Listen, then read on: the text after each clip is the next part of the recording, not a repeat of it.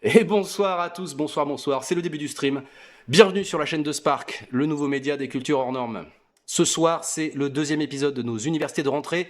On va parler thunes, pognon, flouze, les modèles économiques pour les médias indépendants.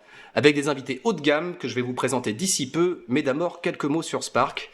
Mais vous êtes qui Spark au juste, On ne sait pas. Eh ben nous, on est l'équipe qui fabriquait l'émission Trax sur Arte jusqu'en décembre 2022. L'équipe française a été virée. Et comme d'autres avant nous, l'envie de bosser ensemble est restée, et aussi la certitude qu'on n'a jamais trop de médias qui parlent de culture. La prochaine étape pour Spark, c'est une campagne de financement participatif qui démarre le 5 octobre sur KissKissBankBank. Vous avez le lien dans la bio de la chaîne. Et je vous invite à vous rendre sur sparkstories.fr pour trouver tous les liens pertinents qui nous concernent. Et alors, comme on débute à nouveau, on s'est dit que ce serait plutôt pas mal d'aller questionner nos collègues qui, eux, arrivent à exister dans l'indépendance. Et nos collègues, les voici. Bonjour tout le monde. Et bienvenue sur le stream de Spark. Alors je vais vous présenter dans cette grille placée aléatoirement. On va commencer par Sofian Fanen. Sofian Fanen, bonjour. Bonjour. Tu es le nerd mélomane qui prétend vouloir écouter tous les disques du monde. Tu es journaliste spécialisé musique et transition numérique aussi, je le note, et cofondateur du média généraliste Les Jours. Yes. Dis-moi Sofian, mais comment t'as décidé de nous rejoindre et pourquoi ce soir? Pourquoi t'es venu? Parce que tu m'as invité, je suis quand même un garçon poli. Bonne réponse. Et que c'est important pour nous de répondre aux invitations. Non, et puis de toute façon, déjà à la base, par attachement à Trax et donc par défaut attachement à Spark et à ce que vous construisez, et ça de façon très personnelle. Et ensuite, ouais, parce que c'est méga important de parler d'argent. On peut toujours faire des grandes phrases et on va sûrement en faire plein pendant ce live sur le journalisme culturel, le journalisme tout court. Mais la question du financement de tout ça, elle est au cœur de tout, et on fait les choses parce qu'on a aussi les moyens de les faire. Voilà, c'est méga important. Et nous, les jours, ça a été des questions absolument cruciales quand on s'est lancé. Pourquoi on le fait, comment on le fait, on en arrive assez vite à des questions d'argent. Ouais. Ben, je vais préciser pour chacun aussi l'âge de vos médias. Enfin, on va faire en âge, vu qu'on parle d'argent, combien de temps on peut survivre, etc. Les jours, ça a 7 ans. Voilà. Yes, tout à fait. À côté de toi, Déjà. on a Julie Le Baron. Julie Le Baron, je t'appellerai la phénix du journalisme consacré aux jeux vidéo. Actuellement rédactrice en chef du magazine Canard PC. T'as été aussi rédactrice en chef de Vice France. T'as bossé avec Libération, Le Monde. Sofian, j'ai oublié de préciser, mais tu bossais aussi chez Libération avec les collègues avant de fonder Les Jours. Et Canard PC existe depuis 20 ans bientôt. Oui, en novembre, ce sera les 20 ans. Voilà. Paul Aveline. Paul Aveline, tu es la sentinelle d'Arrêt sur Image. Je dis la sentinelle parce que je cite ta présentation sur votre site. Toujours un œil rivé sur l'extrême droite et les violences sexuelles. Ouais, c'est ça. Tu as été récemment élu rédacteur en chef du site. C'est un mandat d'1 an, je précise. Et tu as également travaillé chez BuzzFeed News France où tu écrivais sur la politique et notamment l'extrême droite. Et on te retrouve sur Twitch. Dans une autre vie. On te retrouve sur Twitch aussi avec Arrêt sur Image les lundis, jeudis, vendredis, je crois, à 7h15 pour faire une revue de presse. J'ai oublié de le préciser, mais Canard PC aussi est sur Twitch. Il y a une émission qui me semble qui est bimensuelle. Il y a d'autres types de streams parce qu'il y a du jeu vidéo, il y a des revues de presse aussi. Voilà. Et donc Arrêt sur Image existe depuis 2008. Arrêt sur Image a 15 ans. 2007 même. Et, 2007.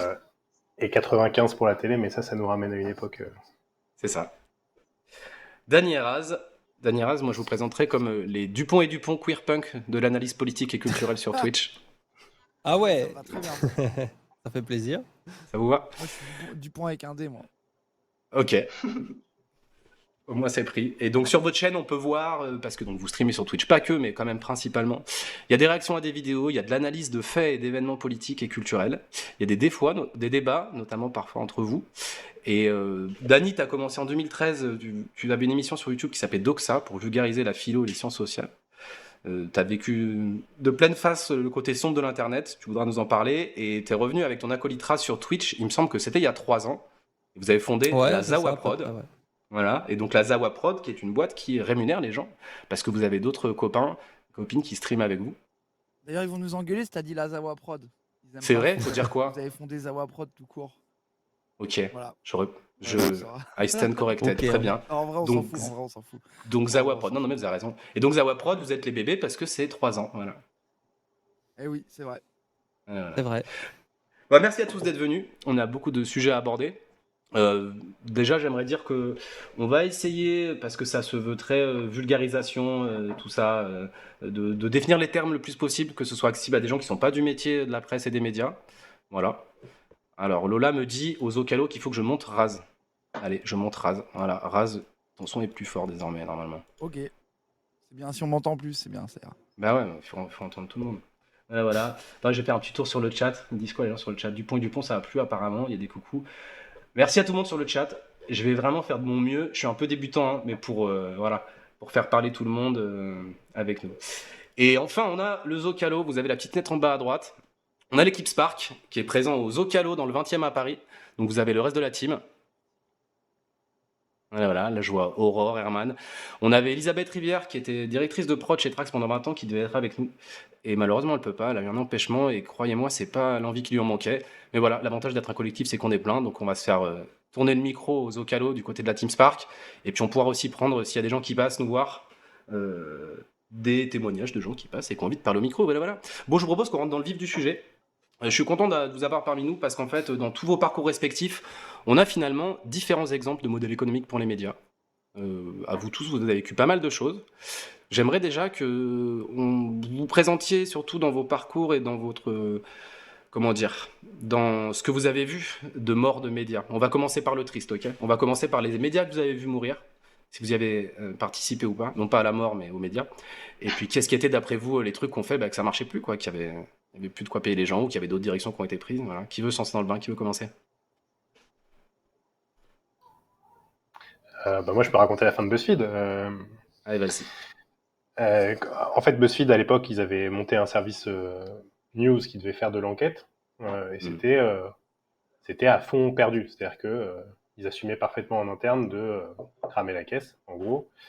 Que ce soit pour le service français, il y en avait aussi en Angleterre, en Australie, enfin bref, un peu partout dans le monde.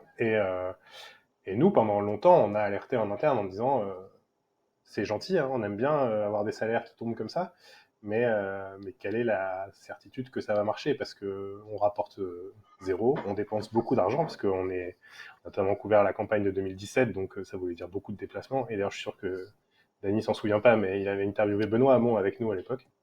Ah, si, je m'en souviens. C'était avec vous? C'était avec toi? Ouais, c'était avec nous, ouais. Et Ah ouais. ouais, ça date. Hein. Bref, et donc, il est arrivé un jour où BuzzFeed a dit, en fait, on coupe les vannes, quoi. Et le fait est que le jour où ça arrive, on n'a absolument aucun recours Ouais. pour se battre contre ça.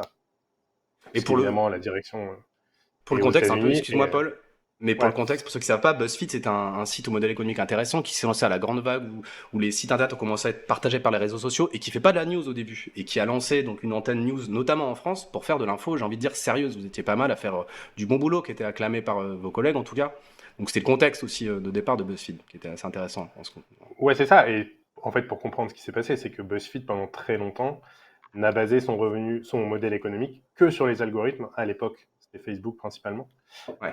pour faire des contenus à haute viralité. Et en fait, le problème, c'est qu'ils se sont rendus dépendants du moindre changement d'algorithme chez Facebook puis chez Twitter. Et c'est ça qui les a tués. Et en fait, grosso modo, le modèle économique n'a jamais été, pérenne, puisque Ouais. il fonctionnait levée de fonds après levée de fonds. Et jusqu'au jour où les investisseurs ont dit non, ben là, on va arrêter quand même. Et donc, du jour au lendemain, ils ont fermé tous les services à l'étranger. On a été les premiers, je crois, si je dis pas de bêtises. Et depuis, je crois que ça fait maintenant un an et demi, un an et demi, ils font plus du tout de. Ils ont fermé même BuzzFeed News aux États-Unis, alors qu'aux États-Unis, ils avaient eu un prix Pulitzer. C'était devenu un journalisme reconnu, quoi. Ok. Et vous l'avez vécu comment, vous, la team, du coup? Vous y attendiez un peu? Vous saviez que ça pouvait être éphémère ou pas? Ouais, nous, on le sentait venir depuis un moment. Après, ils ont. Ce qui est particulier quand on se fait virer par des Américains, c'est qu'ils veulent te virer comme des Américains et qu'ils découvrent que dans le droit français, c'est pas si facile. Et donc, quand ils ont compris qu'on allait les emmener au tribunal, ça a commencé à trembler des genoux un peu.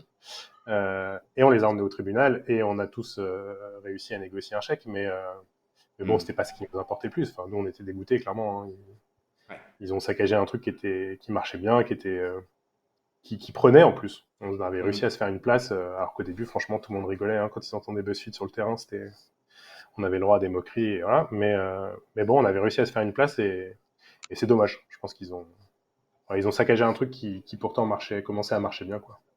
Ouais. On a Sam Serrassa sur le chat qui dit je comprends pas pourquoi on n'entendait plus parler d'eux. Maintenant je sais, merci. Mais voilà, on a l'info. Alors du coup je vais enchaîner. C'est moi qui vais choisir. Je fais un petit peu le tyran. Euh, Julie, toi t'as bossé chez Vice France. Tu as été notamment rédactrice en chef de, je crois, numérique puis papier après. Et puis Vice, Ouais, c'est ça. on sait que le groupe Vice ils ont déposé le bilan. Je crois, ils ont été rachetés cet été. Mais bon voilà, il y a eu aussi, c'était un peu les médias, réseaux sociaux. Est-ce que tu as envie de nous en parler un petit peu de cette expérience et puis de... Oui, oui, bien sûr. Après, moi, j'ai eu la chance, entre guillemets, de partir avant qu'ils ferment la branche française, parce qu'en gros, Vice, c'est un média américain qui avait plusieurs bureaux un peu partout dans le monde. Et quand je suis arrivée à Vice, franchement, enfin, la rédaction, c'était presque 4 personnes qui font un fanzine dans une cave, quoi. C'était Ouais, pas spécialement professionnalisé à l'époque. Et ça dépendait, en gros, la branche française diffusait beaucoup de traductions, en fait, de Vice US, enfin, Vice aux États-Unis et Vice au Royaume-Uni. Et petit à petit, en fait, on a commencé à faire de plus en plus de contenu français, mais le modèle économique était un peu, même carrément similaire à celui de BuzzFeed, dans le sens où il y avait d'un côté des articles à haute viralité, enfin vraiment tout comme l'a dit Paul, c'était exactement ça, et de l'autre côté du journalisme plutôt d'enquête, qui certes ne faisait pas le plus de vues, mais permettait de donner une certaine crédibilité à Vice en tant que média. Même si c'était pas ouais. toujours évident, enfin, de concilier les deux, parce que ouais, moi aussi j'ai un peu vu ces moments où on pouvait se pointer sur le terrain et dire bon bah voilà, je travaille pour Vice, et les gens retenaient juste ah oui, le média qui parle de drogue, de crime et de sexe, mais le fait est que c'était aussi ce média-là. Et en fait, après, au fil des années, ça s'est quand même sacrément professionnalisé, et il y a eu beaucoup, beaucoup de gens embauchés d'un coup. Et à ce moment-là, en fait, alors que pendant toute une période, on évoluait sans réellement de supervision de la part des bureaux américains et anglais, il y a eu le moment où les bureaux américains et anglais ont commencé à mettre un peu leur nez dans ce qu'on faisait, et ont commencé aussi à s'intéresser au potentiel viral de nos articles. Il y a eu Ouais. vraiment un moment où moi, justement, j'ai commencé un petit peu à vouloir partir, où on devait avoir les yeux constamment rivés sur un site qui s'appelle Chartbeat, qui permet de voir en temps réel le nombre de personnes qui lisent ton article, où on pouvait voir effectivement des énormes pics au moment où on postait un article sur Facebook. Et c'est à partir de ce moment-là, en fait, je trouve que le déclin a vraiment commencé, parce que on ne faisait des articles que pour nourrir un algorithme, même si à côté on pouvait faire ce qu'on voulait, il y avait quand même ce besoin de regarder les chiffres en permanence. Et Ouais. là, le média, ouais, la branche française a fermé, mais il y a aussi tout un tas de pays, la Pologne, l'Italie, l'Espagne, qui ont fermé à un certain moment. Après, vraiment, plusieurs années un peu fast, où ça embauchait à tour de bras, ça créait ce qu'ils appelaient des verticales, à savoir des sites dédiés à la science, aux jeux vidéo, ou à l'art numérique notamment. Et tout ça, en fait, a fermé petit à petit jusqu'à la faillite qu'on connaît aujourd'hui, et le Ouais. rachat. Alors, j'ai pas suivi tout, j'essaie de me tenir un peu éloigné de ce qui se passe côté Vice, mais de ce que j'ai compris, oui, il y a eu un partenariat très lucratif avec un groupe financé en grande partie par l'Arabie Saoudite, qui commence à mettre un petit peu son nez aussi dans les articles qui traitent de l'Arabie Saoudite, justement. Mhm. Bah donc, pour résumer un petit peu, BuzzFeed et Vice, c'était les Américains algorithmes. Finalement, tu Mm. l'as bien dit, hein, Paul, hein, s'il y avait, il y avait une sorte de fragilité d'être dépendant d'un seul truc, finalement. Et toi, Sofian, du coup, est-ce que tu as bossé chez Libé, Libé, ils sont encore là, hein, mais est-ce que t'as des constats d'échecs à nous rapporter quand même? J'ai quand même failli enterrer Libération. C'est vrai? Ouais, enfin Libération, à l'époque où moi je suis parti tout début 2015, mais suite à une crise de plus à Libération, mais une crise grave, parce qu'en gros, il n'y avait plus d'argent à Libération, très concrètement. Et le magazine a été sauvé, avec plein de guillemets, un peu au dernier moment, par Patrick Drahi. euh, et son groupe. Mais vraiment, ça s'est joué, voilà, à un moment, Libération aurait tout à fait pu se retrouver au tribunal de commerce, racheté par quelqu'un d'autre, etc. Donc moi, je suis parti à ce moment-là avec une bonne partie de l'équipe qui a fondé Les Jours avec moi dans la foulée. On a décidé de partir. Alors, on n'a pas décidé de partir ensemble pour monter Les Jours, on a décidé de partir, et comme c'était quand même plus cool de travailler avec des gens qu'on appréciait, on a décidé de continuer ensemble et de monter quelque chose. Voilà. Et après, il y a plein d'autres gens qui sont partis à ce moment-là, qui sont allés faire autre chose. Mais ouais, Libération allait pas. Moi, j'ai fermé plein d'autres journaux à d'autres époques, plein d'autres médias. J'ai bossé longtemps, j'ai fait de l'édition pendant longtemps, entre la fin de l'école de journalisme et après à Libération. J'ai fait de l'édition, donc pour ceux et celles qui nous écoutent, l'édition, c'est la correction de page, en gros. Euh, Hmm. on reçoit les textes brutes ou en tout cas validées par la rédaction en chef et il faut les mettre au format, les corriger, vérifier les informations dedans, vérifier que les noms propres sont bien écrits, etc., vérifier que la longueur colle, enfin voilà, tout un tas de boulot. C'est un peu les métiers méconnus du journalisme, mais c'est méga important. Donc j'ai fait ça pendant 10 ans quasi. Et j'ai enterré des milliards de magazines qui n'avaient comme raison d'exister que la publicité et les aides à la presse. Les aides publiques. Ouais, et dès que la publicité flageolait, et ben, le magazine, il était bazardé, quoi. Donc, ça a toujours été. Il y a toujours eu, avant même, c'est vrai que l'histoire de Vice ou de BuzzFeed, finalement, c'est aussi des histoires de modèles très ponctuels, basés sur une sorte de moment et de modèle économique qui existe à ce moment-là. Finalement, dans la presse papier, il y a aussi eu ces histoires-là. Et c'est vrai que ce qui est triste, c'est quand c'est du gâchis journalistique. Moi, j'ai bossé dans plein de magazines complètement nuls que personne ne regrette, mais avec des choix de personnes. Et j'ai aussi bossé dans des magazines qu'on peut regretter. J'ai bossé à Tétu à une époque où c'était hyper bien. Et j'étais hyper fier de bosser dans ce magazine. Et puis le magazine, alors, il existe encore heureusement, mais il a eu plein d'incarnations et de renaissances avec des réussites journalistiques diverses. Et voilà, c'était dommage de bazarder une équipe comme celle de Tétu, par exemple, à une époque où journalistiquement, il se passait vraiment beaucoup de belles choses dedans, quoi. Mais alors du coup, la question s'adresse à tout le monde. Qu'est-ce qui se passe quand on a... Et puis surtout, Dany Raz, n'hésitez pas si vous avez des témoignages aussi à nous apporter. Moi, à part mon compte en banque, j'ai pas vu grand-chose s'écrouler économiquement. Mais... c'est déjà beaucoup dans ma vie. Ouais. Moi, je pense sur les algos, sur YouTube, il y a toujours eu aussi un peu les mêmes phénomènes de dépendance aux algorithmes. Je pense que c'était moins violent parce qu'en général, c'était des modèles d'auto-entrepreneurs pour la plupart des YouTubeurs. À l'époque, je parle. En mêmes époques, il y a eu justement BuzzFeed, Vice, etc. Et du coup, il y a moins cette logique de levée de fonds, d'actionnaires, de patrons. Mais il y avait déjà ça. Moi, je me souviens, j'étais déjà critique à l'époque des gens qui organisaient leurs vidéos YouTube autour de l'algo. Notamment, il y a eu la mode des tops, pour ceux qui s'en souviennent. Donc les top 5, top 6, top 7. Et bah ça, il y a eu plein de YouTubeurs top qui ont émergé. Et finalement, à part quelques-uns qui ont changé de ligne éditoriale, bah, ils ont disparu presque aussi vite qu'ils sont apparus sur la plateforme. Donc il y a toujours eu un rapport à se méfier des GAFAM. Mais après, moi, je sais que là, on parle d'économie, mais qu'il y a aussi des raisons politiques. Je pense qu'il y a une défiance envers les médias. Et moi, je viens de ça. Moi, par exemple, ma carrière, que ce soit sur YouTube ou même sur Twitch avec Raz, elle vient du fait qu'on est très critique, non seulement du modèle économique qui écrase les journalistes, mais aussi d'une certaine sociologie des journalistes qui les limite dans leur point de vue, dans leur critique aussi, et qui leur crée des angles morts qui font aussi qu'il y a une partie du public qui se méfie. Et quand on cumule la mainmise, on va dire, d'un système économique capitaliste qui pense à travers l'algorithme, qui presse le journaliste en l'empêchant de faire de l'enquête et tout, etc. Et de l'autre côté, ces critiques-là structurelles de fond, bah, je pense qu'on arrive à cette crise médiatique actuelle où justement, nous, c'est ce qu'on essaie aussi de faire à travers Twitch, on n'est pas les seuls, où justement, bah, faut essayer de comprendre, essayer de se dire, tiens, qu'est-ce que le public veut et comment on peut faire pour, tout en vivant dans le cadre des GAFAM, essayer aussi d'imposer du fond, et parce que le fond, c'est aussi ce qui fait tenir dans les moments de crise, quoi. La représentativité des journalistes, enfin surtout on a parlé de reproduction sociale la semaine dernière avec nos invités parce qu'on parlait précisément de journalistes culturels et justement de qui choisit les journalistes, comment se choisissent-ils eux-mêmes et leur légitimité à parler de ceci ou cela.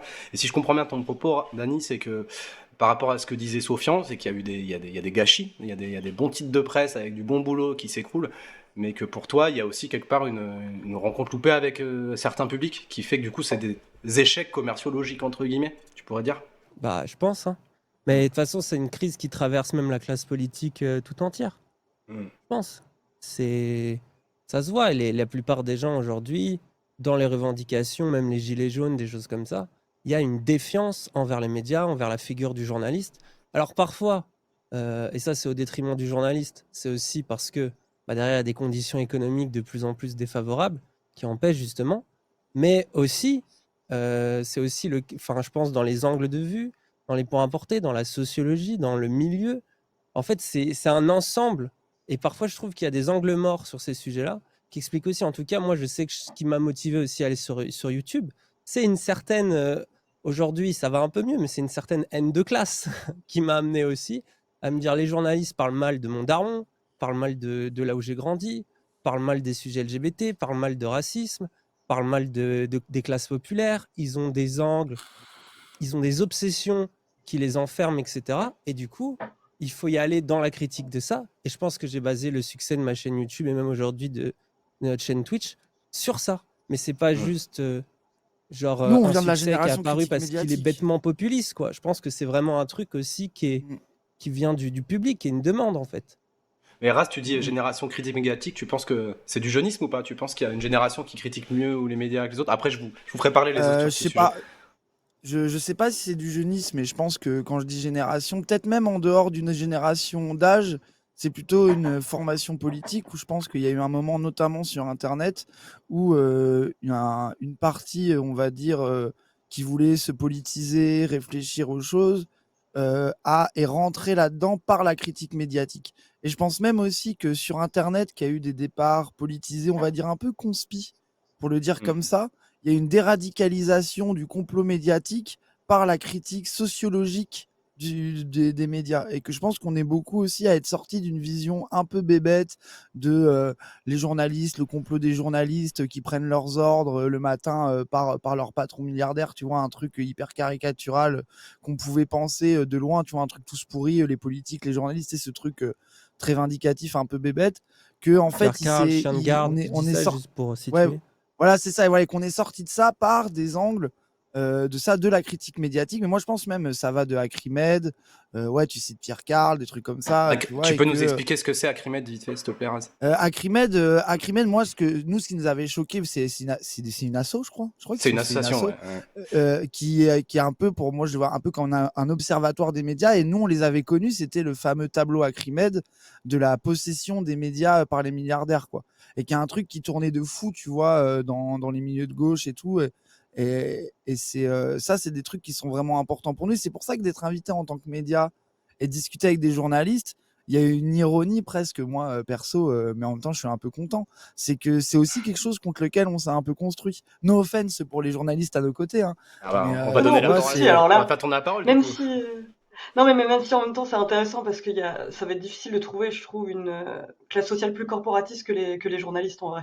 C'est en général, les journalistes aiment bien partir vent debout quand on critique le journalisme, mais je crois que là, oui, effectivement, autour de cette assemblée, c'est pas réellement le cas, quoi. Oui, parce que là, de C'est toute façon, cool. il y a aussi des modèles justement, que ce soit Arrêt sur Image ou même Canard PC. Alors, les jours, je connais moins, mais il me semble que c'est des modèles aussi qui se construisent en réaction, justement. Par exemple, pour Canard PC, bah, une presse JV qui avait, elle, choisi justement d'aller de plus en plus Je dans. précise JV, c'est jeux vidéo. Hein, Ouais, jeux vidéo, ouais, Ah oui. pardon. Une presse jeux vidéo qui choisit on va dire, ah, bah, il y a un tel éditeur, on va pas trop critiquer parce qu'on aimerait quand même recevoir les gens en avance, on aimerait quand même être bien dans les bons petits papiers et tout, etc. Et il me semble que Canard PC a toujours essayé de survivre justement en imposant une ligne de fond, et Arrêt sur Image aussi. Il y a une logique de critique médiatique qui fait partie de la ligne Ça éditoriale dépend des Eh ouais. époques. de Ouais, l'émission, bon, il me pardon. semble. Tu nous en parlais un peu, Paul? Ah bah nous oui c'est ça, c'est que Arrêt sur Image a été créé pour justement décrypter la façon dont les journalistes travaillent et dont les médias traitent l'actualité, que ce soit économique, politique, bref, sous tous les angles. Et donc en effet, nous le but, parce que bon le problème c'est qu'une fois qu'on a dit ça, en effet là on a une profession qui est très corporatiste et on a souvent tendance à nous faire passer pour les bœufs carottes du journalisme, ce qui n'est pas le cas. C'est-à-dire que nous, le but, c'est de dire aux gens la façon dont on vous a raconté tel événement, la façon dont, je prends un exemple au hasard, Nicolas Sarkozy a été interviewé toute cette semaine sur toutes les chaînes d'infos, n'est peut-être pas la bonne façon de le faire. Et il y avait sûrement d'autres manières de faire et d'autres questions à poser à Nicolas Sarkozy que à quoi il pense quand il est à la retraite. Donc, nous, Arrêt sur Image s'est créé là-dessus. À l'époque, c'était encore plus fort à la télé parce que c'était sur France 5, sur France Télé. Enfin sur la 5 au début, et c'est sur France Télé, et Arrêt sur Image questionnait les programmes de France Télé, ce qui était quand même une prouesse, j'allais dire. Et maintenant, on continue de le faire sur absolument tous les médias, on n'a aucun interdit, aucune limite, donc je comprends très bien ce que disait Dany. Nous, ce qu'on essaie justement, c'est de renouer ce lien de confiance avec les gens, c'est-à-dire que leur dire, c'est pas parce qu'on critique les journalistes que on les aime pas du tout. C'est juste qu'on dit, nous, on aimerait bien que ça soit mieux fait, en fait, parce qu'on peut mieux le faire. Et par ailleurs, ça implique, et j'en termine là, d'expliquer aussi que c'est pas juste des journalistes méchants qui font mal leur travail, c'est en fait 90% du temps des journalistes qui n'ont pas les moyens de faire mieux parce qu'on leur donne pas les moyens de faire mieux. Et que ça, c'est un problème, en effet. Ouais, Pour j'aimerais te poser ajouter, Excuse-moi, vas-y, excuse-moi, Sofiane. non, c'est vrai que s'il y a bien, alors, évidemment que les journalistes sont les champions du corporatisme, ça c'est clair et net. Par contre, c'est aussi l'un des secteurs qui finalement s'autocritique, ou se critique plutôt, le plus. Enfin, c'est une sorte il y a un fond permanent de la critique. Par contre, inversement, c'est une profession qui est incapable, qui s'est montrée incapable ces derniers temps, et c'est une vieille histoire, de se réformer sur les embauches, sur la représentativité de la France dans les rédactions, etc. Alors après, moi, je pense que c'est pas un problème qui appartient que aux journalistes. C'est une problématique qui appartient à beaucoup de métiers. Dès qu'on arrive dans des professions où il faut avoir fait bac plus 2, 3, si on veut faire une école de journalisme, ou en tout cas, voilà, de profession je ne sais même pas comment définir le journalisme d'ailleurs, mais on en arrive à des hommes blancs. Alors, ça se féminise beaucoup, heureusement, aujourd'hui, mais voilà, on n'est quand même pas du tout. Moi, j'ai pas autour de moi, et j'ai jamais eu autour de moi, dans les nombreuses rédactions où j'ai bossé, quelque chose qui ressemblait à ma classe de CE2, quoi.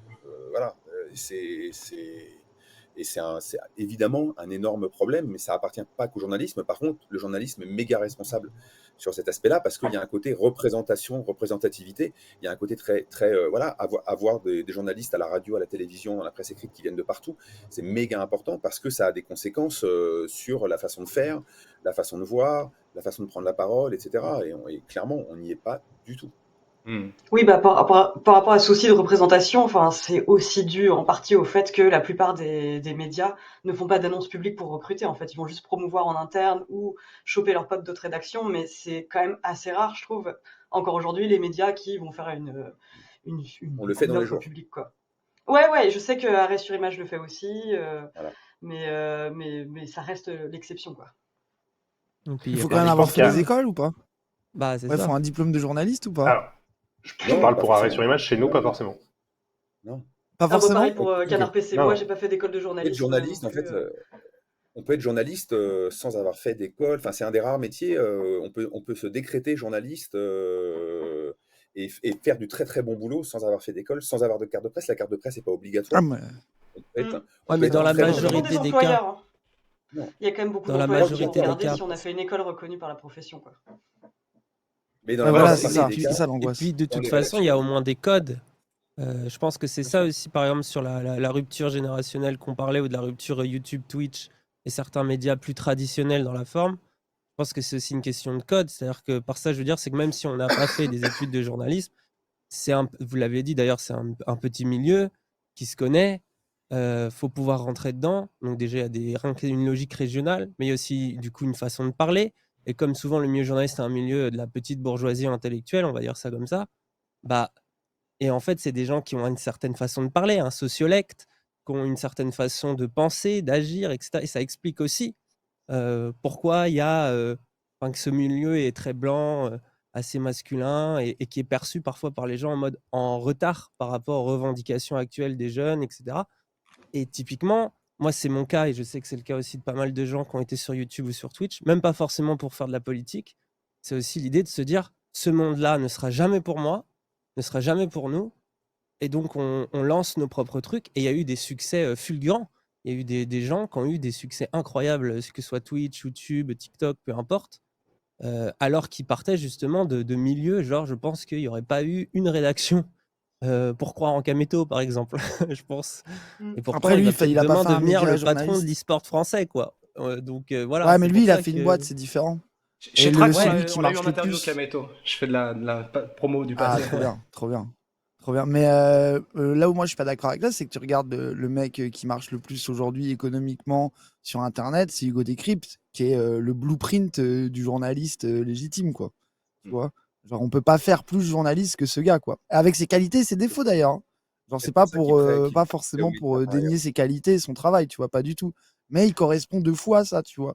Donc, je pense que ça, en fait, c'est tellement puissant, ce truc-là, que ça commence à transparaître sur Internet. Et c'est pour ça que moi, des initiatives plus indépendantes, autonomes, et ça, bah, comme vous pouvez faire là, nous, enfin, et toutes les déclinaisons possibles qui peuvent exister, je pense qu'elles sont importantes parce que sinon, j'ai peur que ça retombe dans les mêmes travers qui Je te existeront toujours remercie de toute Raz façon. parce que tu me fais ma transition. J'allais vous là c'est assez intéressant si je résume un peu. On vient de parler finalement de bah voilà il y a des médias qui peuvent des gâchis pour reprendre ton terme Sofian. Puis après on a parlé un peu du fait que bah, c'était dur pour une corporation comme le journaliste parfois d'être en phase avec la société, même avec les efforts. Hein. Je peux vous donner un exemple pour parler de Trax du coup que j'ai connu.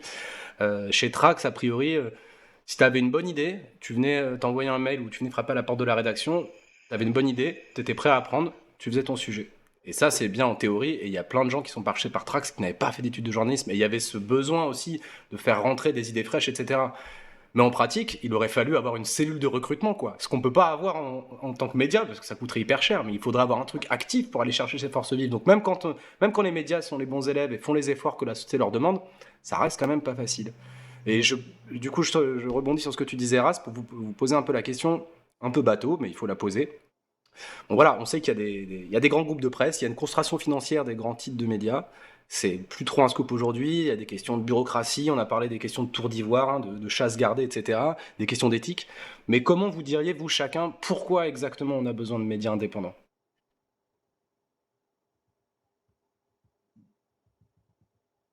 Qui veut commencer?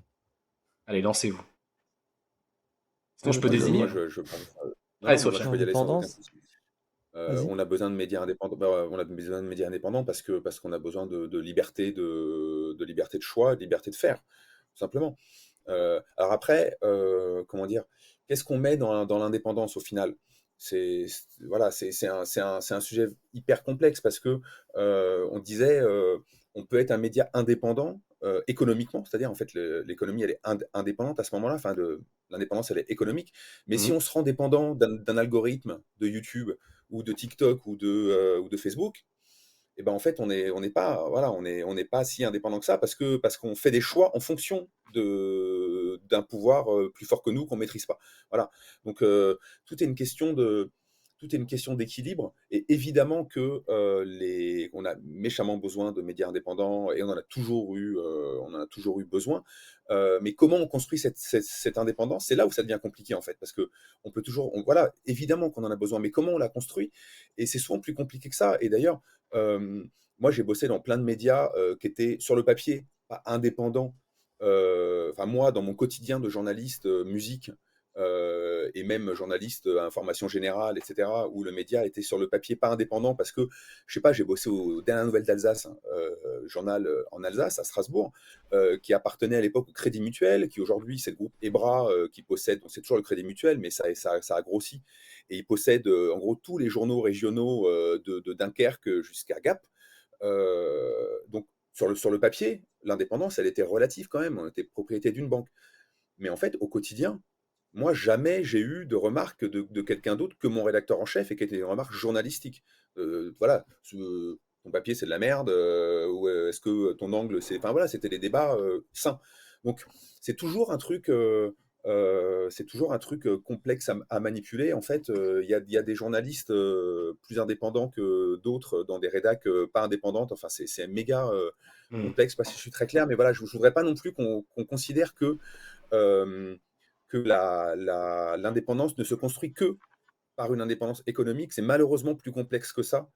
Ça se construit aussi par d'autres choses, et notamment par le modèle économique, par des choix vis-à-vis du public, et par des choix journalistiques, par des choix de sujets qui, eux, doivent être d'une indépendance sans phare. Ouais. C'est intéressant cette question de l'indépendance parce que, comme tu dis, elle est complexe. Peut-être qu'il ne faut pas, si je résume un peu ton propos, glamouriser une petite équipe qui se lancerait seule contre tous, mais qui pourrait aussi d'être esclave, comme tu dis, d'un canal de communication unique. Esclave aussi, peut-être, tu peux être un petit groupe et avoir un gros investisseur, etc.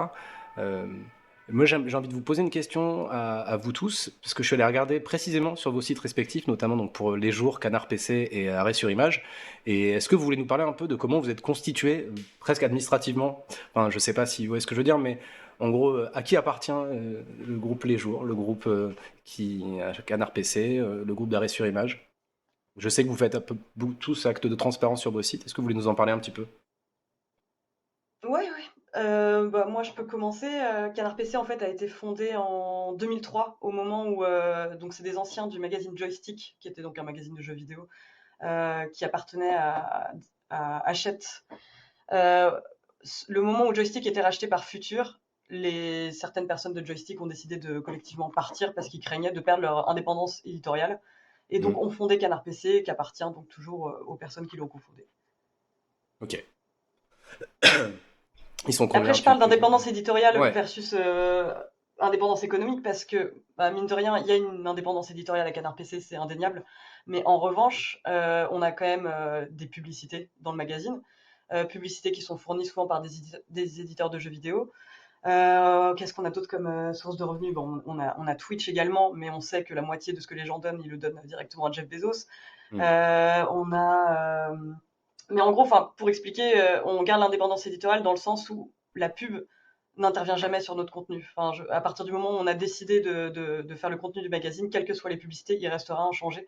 Et d'ailleurs, en fait, on a un publicitaire qui est extérieur à la boîte qui, lui, se charge de ramener les pubs et ne sait pas en fait ce qu'on va mettre dedans. Et ça peut arriver, il peut y avoir des moments très embarrassants où on a une pub d'un éditeur pour un jeu vidéo en particulier qu'on a défoncé d'un point de vue critique. Mais ça Ouais. peut aussi arriver, et là, ça nous gêne qu'on ait une pub pour un jeu qu'on a bien aimé, mais qu'on a sincèrement bien aimé. Et là, on se dit, merde, le fait qu'il y ait une pub présente dans le magazine où il y a un test qui encense le jeu, ça peut porter à confusion. Donc, Hmm. c'est un peu à double tranchant cette histoire quand même.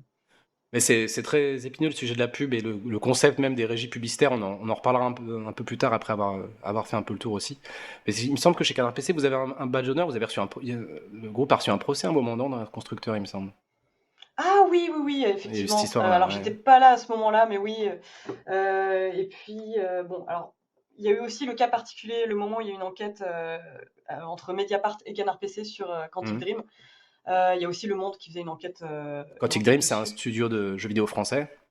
C'est ça, de studio de développement et éditeur. Et Quantic Dream a attaqué en justice pour diffamation plusieurs médias, mais pas Canard PC pour le coup. On s'était longtemps demandé pourquoi, et en fait, on a eu du propre aveu d'un des fondateurs. C'était le fait que Canard PC était un petit média et ça se faisait vraiment pas de taper sur les petits, quoi. Ouais. Et Paul, est-ce que tu veux nous parler un petit peu de la structure d'arrêt sur image, à qui ça appartient, c'est quoi comme structure? Ouais, bien sûr. Alors, en fait, nous, au début, on a changé il y a 2 ans à peu près, Mhm. parce que à la base, Daniel Schneiderman était le seul actionnaire d'Arrêt sur Image, et il a voulu transmettre la boîte parce qu'il avait envie de prendre un peu de distance. Et du coup, aujourd'hui, on est 8 co-actionnaires, et concrètement, la boîte ne peut pas être rachetée. Euh, Elle n'est financée que par les abonnements et les dons à 100%. C'est-à-dire qu'en dehors de ça, on n'a pas un euro qui rentre dans les caisses.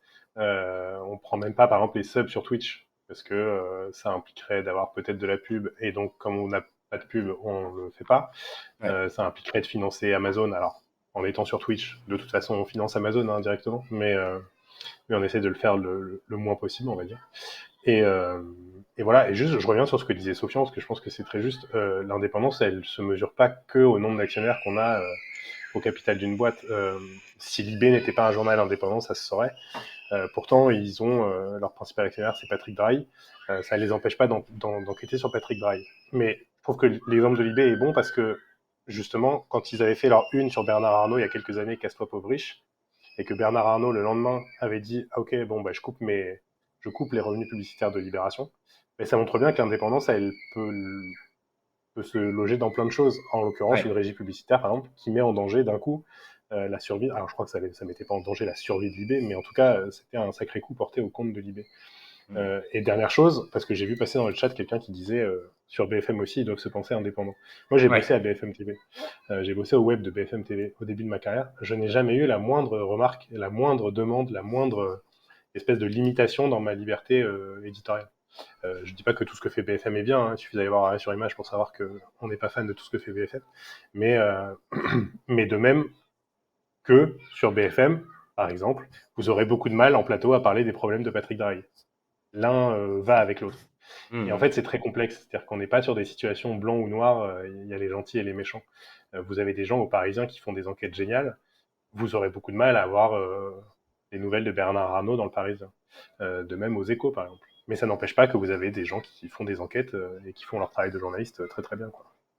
Ah, mais en dehors des enquêtes et en dehors d'attaquer le propriétaire de manière précise, il y a aussi des positionnements politiques, des positionnements idéologiques, un rapport au journalisme, au monde, à la vision du monde qui dépasse un peu le truc très un peu de est-ce que tu as le droit de mal parler de ton patron, tu vois, à la limite, si avec ça. Si avec ça, moi, tu vois, après, ce que je trouverais ça pas grave, tu vois, mais par exemple, tu parlais de Libération en disant on peut pas nier leur indépendance, peut-être, mais de fait, il y a aussi beaucoup de critiques sur certains positionnements de Libé, sur certaines façons de faire, façons d'écrire, sur leur côté. Par exemple, tu vois, nous, on s'est beaucoup opposé au côté un peu petite bourgeoisie intellectuelle qui se met au-dessus des autres. Libé, ça a été un ennemi politique sur la question de la critique médiatique, l'un des premiers, parce que moi j'ai longtemps cru qu'ils étaient des nôtres, quoi. Enfin, moi j'ai toujours vu Libé normalement comme un truc qui était avec nous, qui était censé nous accompagner, etc. Et par exemple, la période de l'élection François Hollande, ça a fait partie de ceux qu'on a mis dans le tas de la grande trahison de ce qu'on voulait, de ce qu'on représentait et de ce qu'on voulait pour le monde, pour le pays. Et même en dehors de positionnement, parce que c'est pas que des positionnements politiques, je veux pas rester dans un truc politicien pur, etc. Mais même le, le, le rapport. Ouais, au journalisme tout court, même à la culture, etc. Moi, j'ai longtemps lu Libé et je me rappelle que il y avait des fois le rapport à la culture populaire de Libé était terrible. Après, ça a toujours été quand même le moins pire, les pages culture de Libé, ça a toujours été là-dessus, je les ai trouvées le plus stylées. Mais tu vois, c'est un truc de ouais, ils sont indépendants, mais c'est pas pour ça qu'on n'a pas des critiques à leur faire et qu'en plus, ils se sont montrés, tu vois, c'est très. Libé, il se montre avec un visage qui est pas celui qu'on croit, tu vois. Et moi, je pense que c'est pas la responsabilité du patron et l'indépendance de la rédaction, ça n'empêche pas que, ouais, l'autocensure, quoi. Moi, je pense que, Ouais. quand même, pour être journaliste à Libé, il faut quand même correspondre à une certaine vision du monde. Et là, je dis Libé ce qu'on a dit Libé et je veux pas focus sur eux parce que, comme tous, il y a des qualités et des défauts. Il y a autant de, enfin, il y a plein de journalistes différents. Enfin, c'est vraiment pas, et je le Non, mais pense pour même pour en avoir beaucoup envie, de quoi. titres, quoi. Même C'est pour ça. avoir envie de devenir journaliste. Il y a la phase de Vald, qui est un rappeur qui fait parfois des phases un peu complotistes et qui a eu beaucoup de succès auprès des jeunes, qui dit mieux qu'un agent secret, un agent qui ne le sait pas.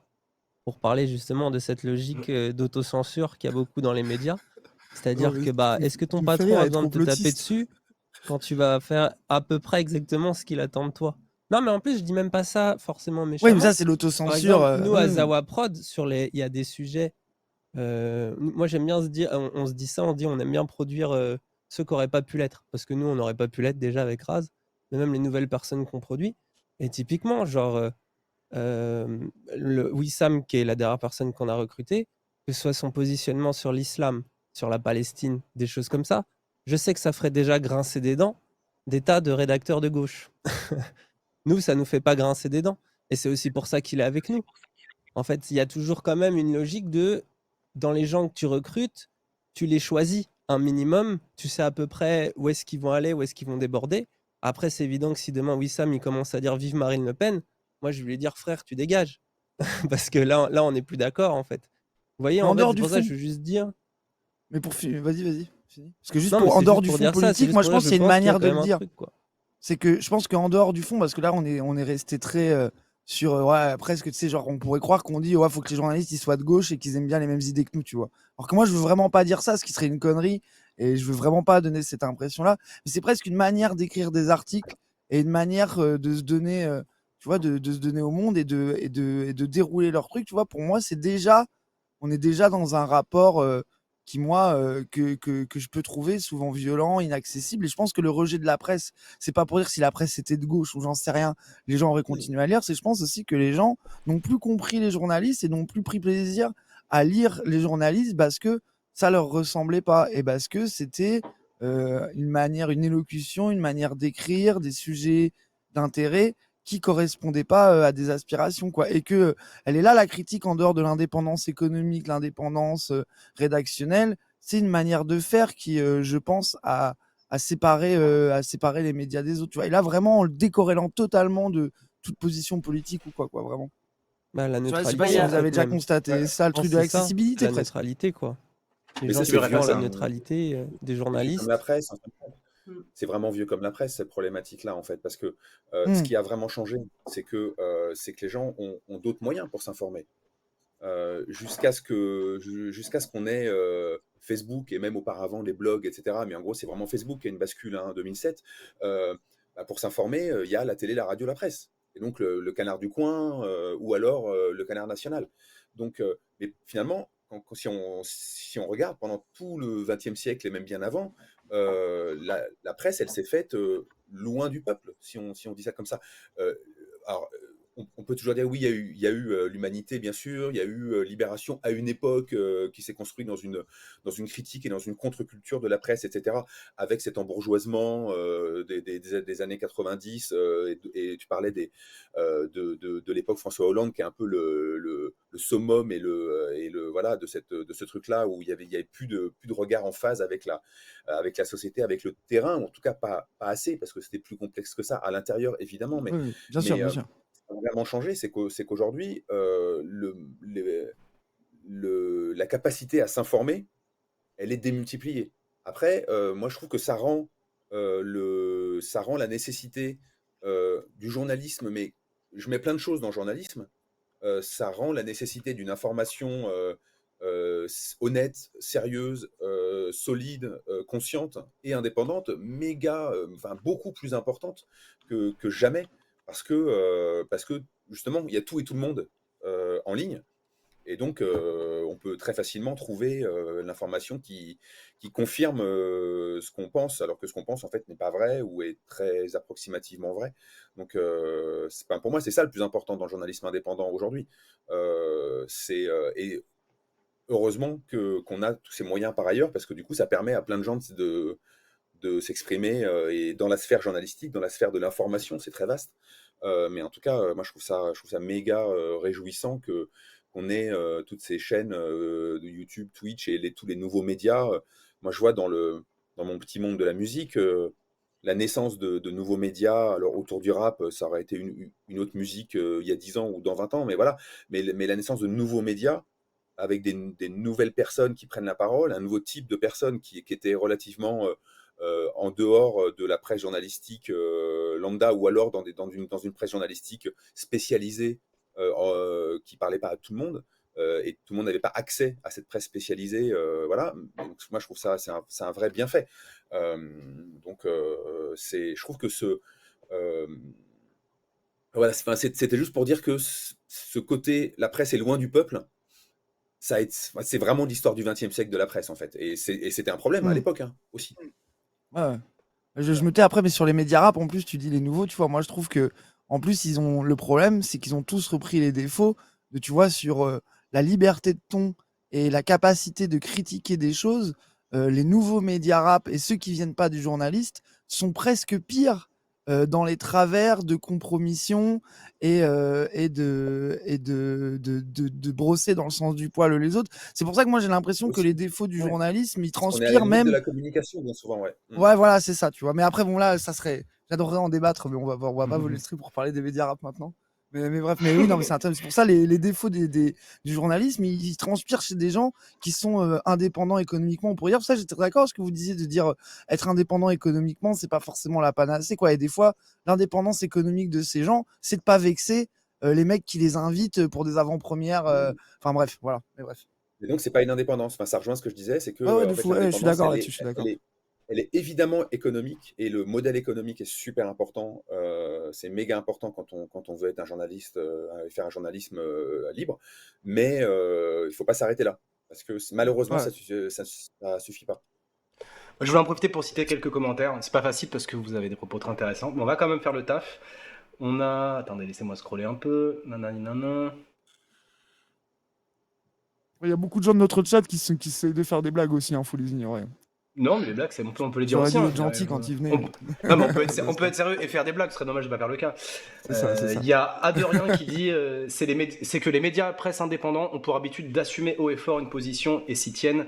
Et ça, c'est une force. Je pense qu'on vous parlait justement de certains médias qui brossent les gens dans le sens du poil. Je pense que là, quand Adrien parle de médias indépendants, Adrien parle probablement voilà, de titres qui assument une position qui brosse pas forcément les gens dans le sens du poil. Et on sait, et ça je vous posais la question tout à l'heure, que c'est pas forcément la position économique la plus facile, de pas brosser les gens dans le sens du poil.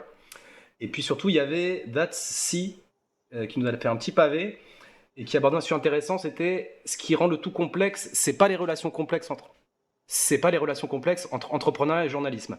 L'entrepreneuriat implique de trouver un modèle économique et de créer une entreprise profitable, donc de satisfaire des clients sur un marché, alors que le journalisme a une fiction de la neutralité qui fait que choisir d'avoir un angle apparaît comme d'emblée critiquable. Bon, j'ai pas tout compris, mais je pense que dans le... mais c'est intéressant. Ce que je voulais vous amener... C'était pas clair, je suis d'accord avec toi. Ouais, mais il y avait des graines intéressantes, notamment cette question-là, le journalisme, l'entrepreneuriat.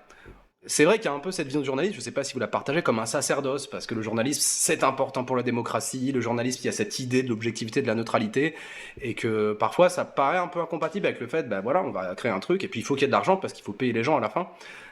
C'est un peu large comme sujet, mais j'aimerais vous titiller sur la question, voilà, entrepreneuriat, journalisme. Est-ce que les journalistes, avec la transition numérique, sont devenus un peu plus des entrepreneurs, plutôt que d'être dans des rédactions où ils ne se posaient pas la question? Est-ce que pas? Qui veut se lancer sur le sujet? Bah, c'est un vaste sujet, mais je pense qu'il y a deux, enfin, il y a plusieurs éléments, mais il y a un premier truc qui me vient en tête, c'est que nous, quand on s'est lancé sur Twitch, on a beaucoup de nos lecteurs qui étaient choqués parce que Amazon, parce que Jeff Bezos, ce qui chez Arrêt sur Image est évidemment très compliqué. Bon, nous, on a répondu aussi qu'on peut pas faire comme si ça n'existe pas. C'est-à-dire qu'il y a des publics qui sont sur Twitch, on se doit d'aller les chercher, on se doit de leur proposer ce qu'on fait, et malheureusement, ça passe par des outils qui, certes, ne sont pas impeccables, ne sont pas irréprochables, mais il faut bien qu'on s'en serve, comme on se sert de Facebook, d'Instagram, de Twitter, et pourtant, Dieu sait que Twitter, aujourd'hui, c'est compliqué, quoi. Donc ça, c'est la première chose, et la deuxième chose, c'est que je pense qu'il ne faut pas non plus se dire que l'argent, c'est sale, c'est-à-dire que si on veut être indépendant, il faut de l'argent, je suis désolé, c'est aussi bête que ça, mais et c'est pour ça que nous, on se galère tous les mois, tout le temps, et je pense que Sofian sera d'accord avec ça, pour aller chercher de nouveaux abonnés, pour faire des campagnes de dons, pour faire des campagnes d'abonnement, et ça passe par de la pub, ça passe par du marketing, ça passe par des trucs qui, en effet, quand on est étudiant en journalisme ou quand on rêve de devenir journaliste, on ne pense pas à tout ça. C'est-à-dire que, en effet, ça fait pas partie de l'univers mental du journaliste de se dire, je vais devoir apprendre ce que c'est le marketing. Mais typiquement, Tu penses que ça manque dans les formations de journalistes, ça? Parce que moi, je te coupe, mais... Je sais pas si ça manque parce que c'est rare qu'on soit en charge de le faire dans sa boîte. C'est-à-dire que si je suis journaliste à, je sais pas, je prends BFM, il faut que j'arrête de prendre BFM LCI par exemple, c'est pas moi qui vais gérer les campagnes de pub de LCI. Bon. Donc c'est pas dans mon univers a priori mental. Le jour où je deviens co-actionnaire d'une boîte comme Arrêt sur Image, d'un coup, ça devient très concret et il va falloir mettre les mains dans le cambouis très vite parce qu'il y a personne d'autre pour le faire, quoi. Donc je pense que c'est un truc auquel il faut juste s'habituer. C'est-à-dire que quand on est journaliste, bah forcément, notre métier repose aussi sur de l'argent. C'est-à-dire qu'on ne peut pas vivre sans. Et je dirais que c'est même adossé à une troisième problématique, et je pense que ça touche beaucoup de nouveaux médias qui parfois meurent trop vite. C'est que très souvent, moi j'ai eu l'impression, je n'ai pas cité de nom, mais qu'avec certains médias qui se sont lancés et qui ont tenu 6, 7, 8 mois, il y avait la volonté de se faire kiffer, de se faire plaisir en faisant le média dont on avait toujours rêvé en tant que journaliste, mais qui en fait n'intéressait pas grand monde. C'est-à-dire qu'il n'y avait pas eu avant de recherche de qui ça allait intéresser, qui allait s'abonner à mon nouveau média, qui est certes très beau, très joli, très bien foutu, mais en fait il n'y a juste pas de public, quoi. Et donc je pense que ça, c'est aussi ça fait partie de tout ça. C'est-à-dire que faire une étude j'allais dire, je sais pas, de faisabilité, j'ai pas les termes parce que c'est pas mon boulot, mais tu vois, aller se demander avant de lancer franchement, avant de lancer un truc, se demander, en fait, je vais parler à qui, quoi. Avec qui va vouloir me lire et dépenser de l'argent pour ça, ouais. Et je pense que ça, les journalistes ont trop tendance à penser que leurs idées sont incroyables et que ce qu'ils aiment, les gens l'aiment. Je suis pas sûr, non, je pense pas. C'est vrai. Oui, nous, ça, c'est une question qu'on croise, mais au quotidien, au jour, quoi. C'est vraiment, qu'est-ce qu'on fait, quoi? Qu'est-ce qu'on fait comme papier et pourquoi on le fait? Et effectivement, il y a plein de papiers qu'on kifferait faire, mais en fait, on les fait pas parce qu'on sait qu'ils seront pas lus. Inversement, on a des papiers qui sont pas très lus, ou des séries, parce que nous, on publie à la façon de séries qu'on appelle les obsessions chez nous, donc c'est des séries journalistiques. Il y a des séries qu'on fait avec la conscience que ça sera pas très lu, mais c'est important et il faut le faire. On a envie, mais surtout il faut le faire parce que c'est une actu importante, parce qu'elle est mal couverte, parce que on sait qu'on le fera comme il faut et on a envie que ce soit fait, on a envie de le lire, etc., etc. Donc c'est une sorte de bagarre un peu en permanence, quoi, justement de trouver cette. En fait, l'indépendance, elle va se jouer justement sur ça, sur cette capacité à trouver cet équilibre un peu bizarre et pas toujours agréable entre ce qui va trouver son public et ce qui va peut-être moins le trouver, mais qu'on pense journalistiquement nécessaire. Et voilà, essayer d'exister au milieu de tout ça. Mais c'est sûr que si on faisait que des trucs, même dans ma petite lucarne, en gros, je vais pas parler au nom de l'ensemble de mes collègues, etc. Mais moi, dans ma petite lucarne, j'ai une chronique musique le week-end. Et en fait, donc c'est une chronique qui met en regard une actualité de la musique et un autre disque, une autre œuvre, un autre artiste dans l'histoire de la musique, voilà, histoire de tracer un peu des lignes. Et en fait, si je parle d'artistes complètement inconnus, mais super importants pour moi, c'est pas très lu. Alors que si j'arrive à trouver l'équilibre entre un artiste connu et un artiste pas connu et à les mettre en regard, c'est là en fait où ça marche. C'est là en fait où j'ai un peu gagné sur les deux côtés. C'est que j'ai fait découvrir un artiste pas connu et le truc il a été lu. Donc ça me fait pas, voilà, c'est une sorte de gymnastique un peu bizarre. Mais en fait, le journalisme, malheureusement, il est aussi, enfin en tout cas le journalisme comme on fait nous au jour où on a des abonnés, etc. Il est aussi beaucoup sur tout ça. Quand on est, inversement, on parlait de modèle économique, mais quand on est sur un modèle économique de la publicité en ligne, on est obligé de plonger à mort dans ces problématiques-là. Mais de la publicité en kiosque, par exemple, les journaux papier que j'ai pu connaître, voilà, en fin de compte, la publicité donnait presque un peu de la liberté, parce qu'on remplissait des pages de publicité qui n'avaient rien à voir avec le reste du contenu, comme disait Julie. Et en fait, on avait des pages vierges et on avait une liberté au milieu de tout ça, quoi. C'est assez bizarre de dire que la publicité nous donnait de la liberté, mais effectivement, quand elle est bien faite, avec quelque chose d'étanche, politiquement, intellectuellement entre les deux secteurs, voilà, ça pouvait fonctionner. Donc aujourd'hui, on a un petit peu évolué sur cet aspect-là parce qu'on a des abonnés ou parce qu'on a de la publicité en ligne. Et là, il faut que ça clique un peu. Mhm. Mais d'ailleurs, enfin, moi, pardon, je me retrouve à poser les questions, mais comment vous jaugez, vous, en fait, ce que les lecteurs veulent lire chez vous? Tu parles à L'expérience, Sofian? non, Ouais, non, mais et bah, ouais, c'est un mélange. Alors nous, ça fait 6 ans qu'on existe, donc on commence à avoir un peu de recul. Et comme on n'est que en ligne, on commence à avoir un peu de recul sur ce qui est lu, etc., évidemment.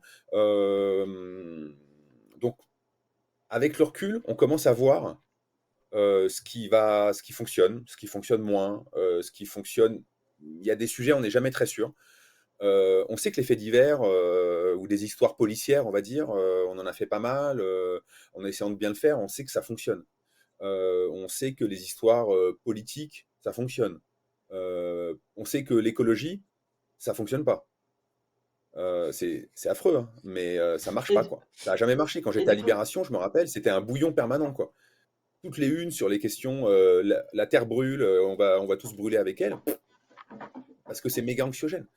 Donc et après, nous, on fait tous les ans, on a enfin, nous, on tient à choisir nos sujets. On a des abonnés, on a nos abonnés, mais par contre, on les sollicite très peu sur la validation des sujets, etc. C'est pas du tout le truc. On fait ce qu'on pense être juste.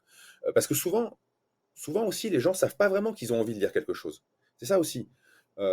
Si on fait que répondre à une demande, en fin de compte, ça fait un journalisme un peu mou. Et en fait, il faut plutôt essayer de les surprendre et de leur proposer quelque chose qui n'est pas forcément prévu. Par contre, tous les ans, on a la série choisie par les abonnés. Et donc, on réunit nos abonnés, on fait un sondage en ligne, après, etc. Et on a une sorte de mini-concours d'idées qui aboutit à une proposition de sujet qui va être traitée par quelqu'un de la rédaction. Et voilà, et souvent, ça nous sort un peu de nos habitudes, ou alors ça valide des choses qu'on avait l'intention de faire. Sofian, dans le chat, il y a Joser qui demande « Ouais, mais les faits divers aussi, c'est anxiogène, pourquoi ça marche mieux ?» Parce qu'il y a du sang. La réponse courte, c'est C'est ça. pas toute la C'est planète en vraiment, danger, quoi. Et parce que non, ça mais pourrait vous arriver. C'est moins un non, rappel mais de c'est votre vieux comme propre le monde. finitude. C'est Mais oui, Ouais, non, voilà. mais il y a du sang, il y a de temps en temps du mystère, et il y a la saleté du monde. Enfin, je suis désolé, mais on est des êtres. On aime le sang et la saleté. Enfin, je ne parle pas nous ici, là, mais le on global, Ah, moi, je me on sens aime le concerné, sale, moi. on aime. Enfin, voilà, c'est ce qui. Parce que ça évoque en nous des choses, oui, ça pourrait nous arriver, ou c'est tellement dingue que, ou c'est. Alors, il y a encore eu cette histoire, là, ce fait divers ce matin, du père de famille qui a été arrêté pour avoir mis son enfant dans le congélateur après l'avoir tué. Mais c'est tellement affreux, c'est tellement pire enfin, donc forcément, ça remue des choses complètement. Et ça marche, le fait divers, ça marche toujours. C'est pas pour rien que c'est un fonds de commerce. Et j'utilise le mot commerce vraiment volontairement de la presse et de tous les médias. Après, nous, on essaye de faire en racontant des histoires un peu comme dans dans des romans, quoi, dans des polars. C'est ça notre positionnement sur ça. Et d'être digne dans le traitement. C'est pas le plus facile à faire, par ailleurs. On va faire une petite transition, ça fait 1 heure qu'on est en stream, pour rappel on coupe à 20h. J'aimerais vous poser des questions un peu techniques. On va rentrer dans le vif du sujet, des questions très très techniques. Hein. Comment font les médias pour gagner de l'argent? C'est quoi les différents modèles économiques? On a parlé de la pub, il y a différentes façons de faire de la pub. Hein.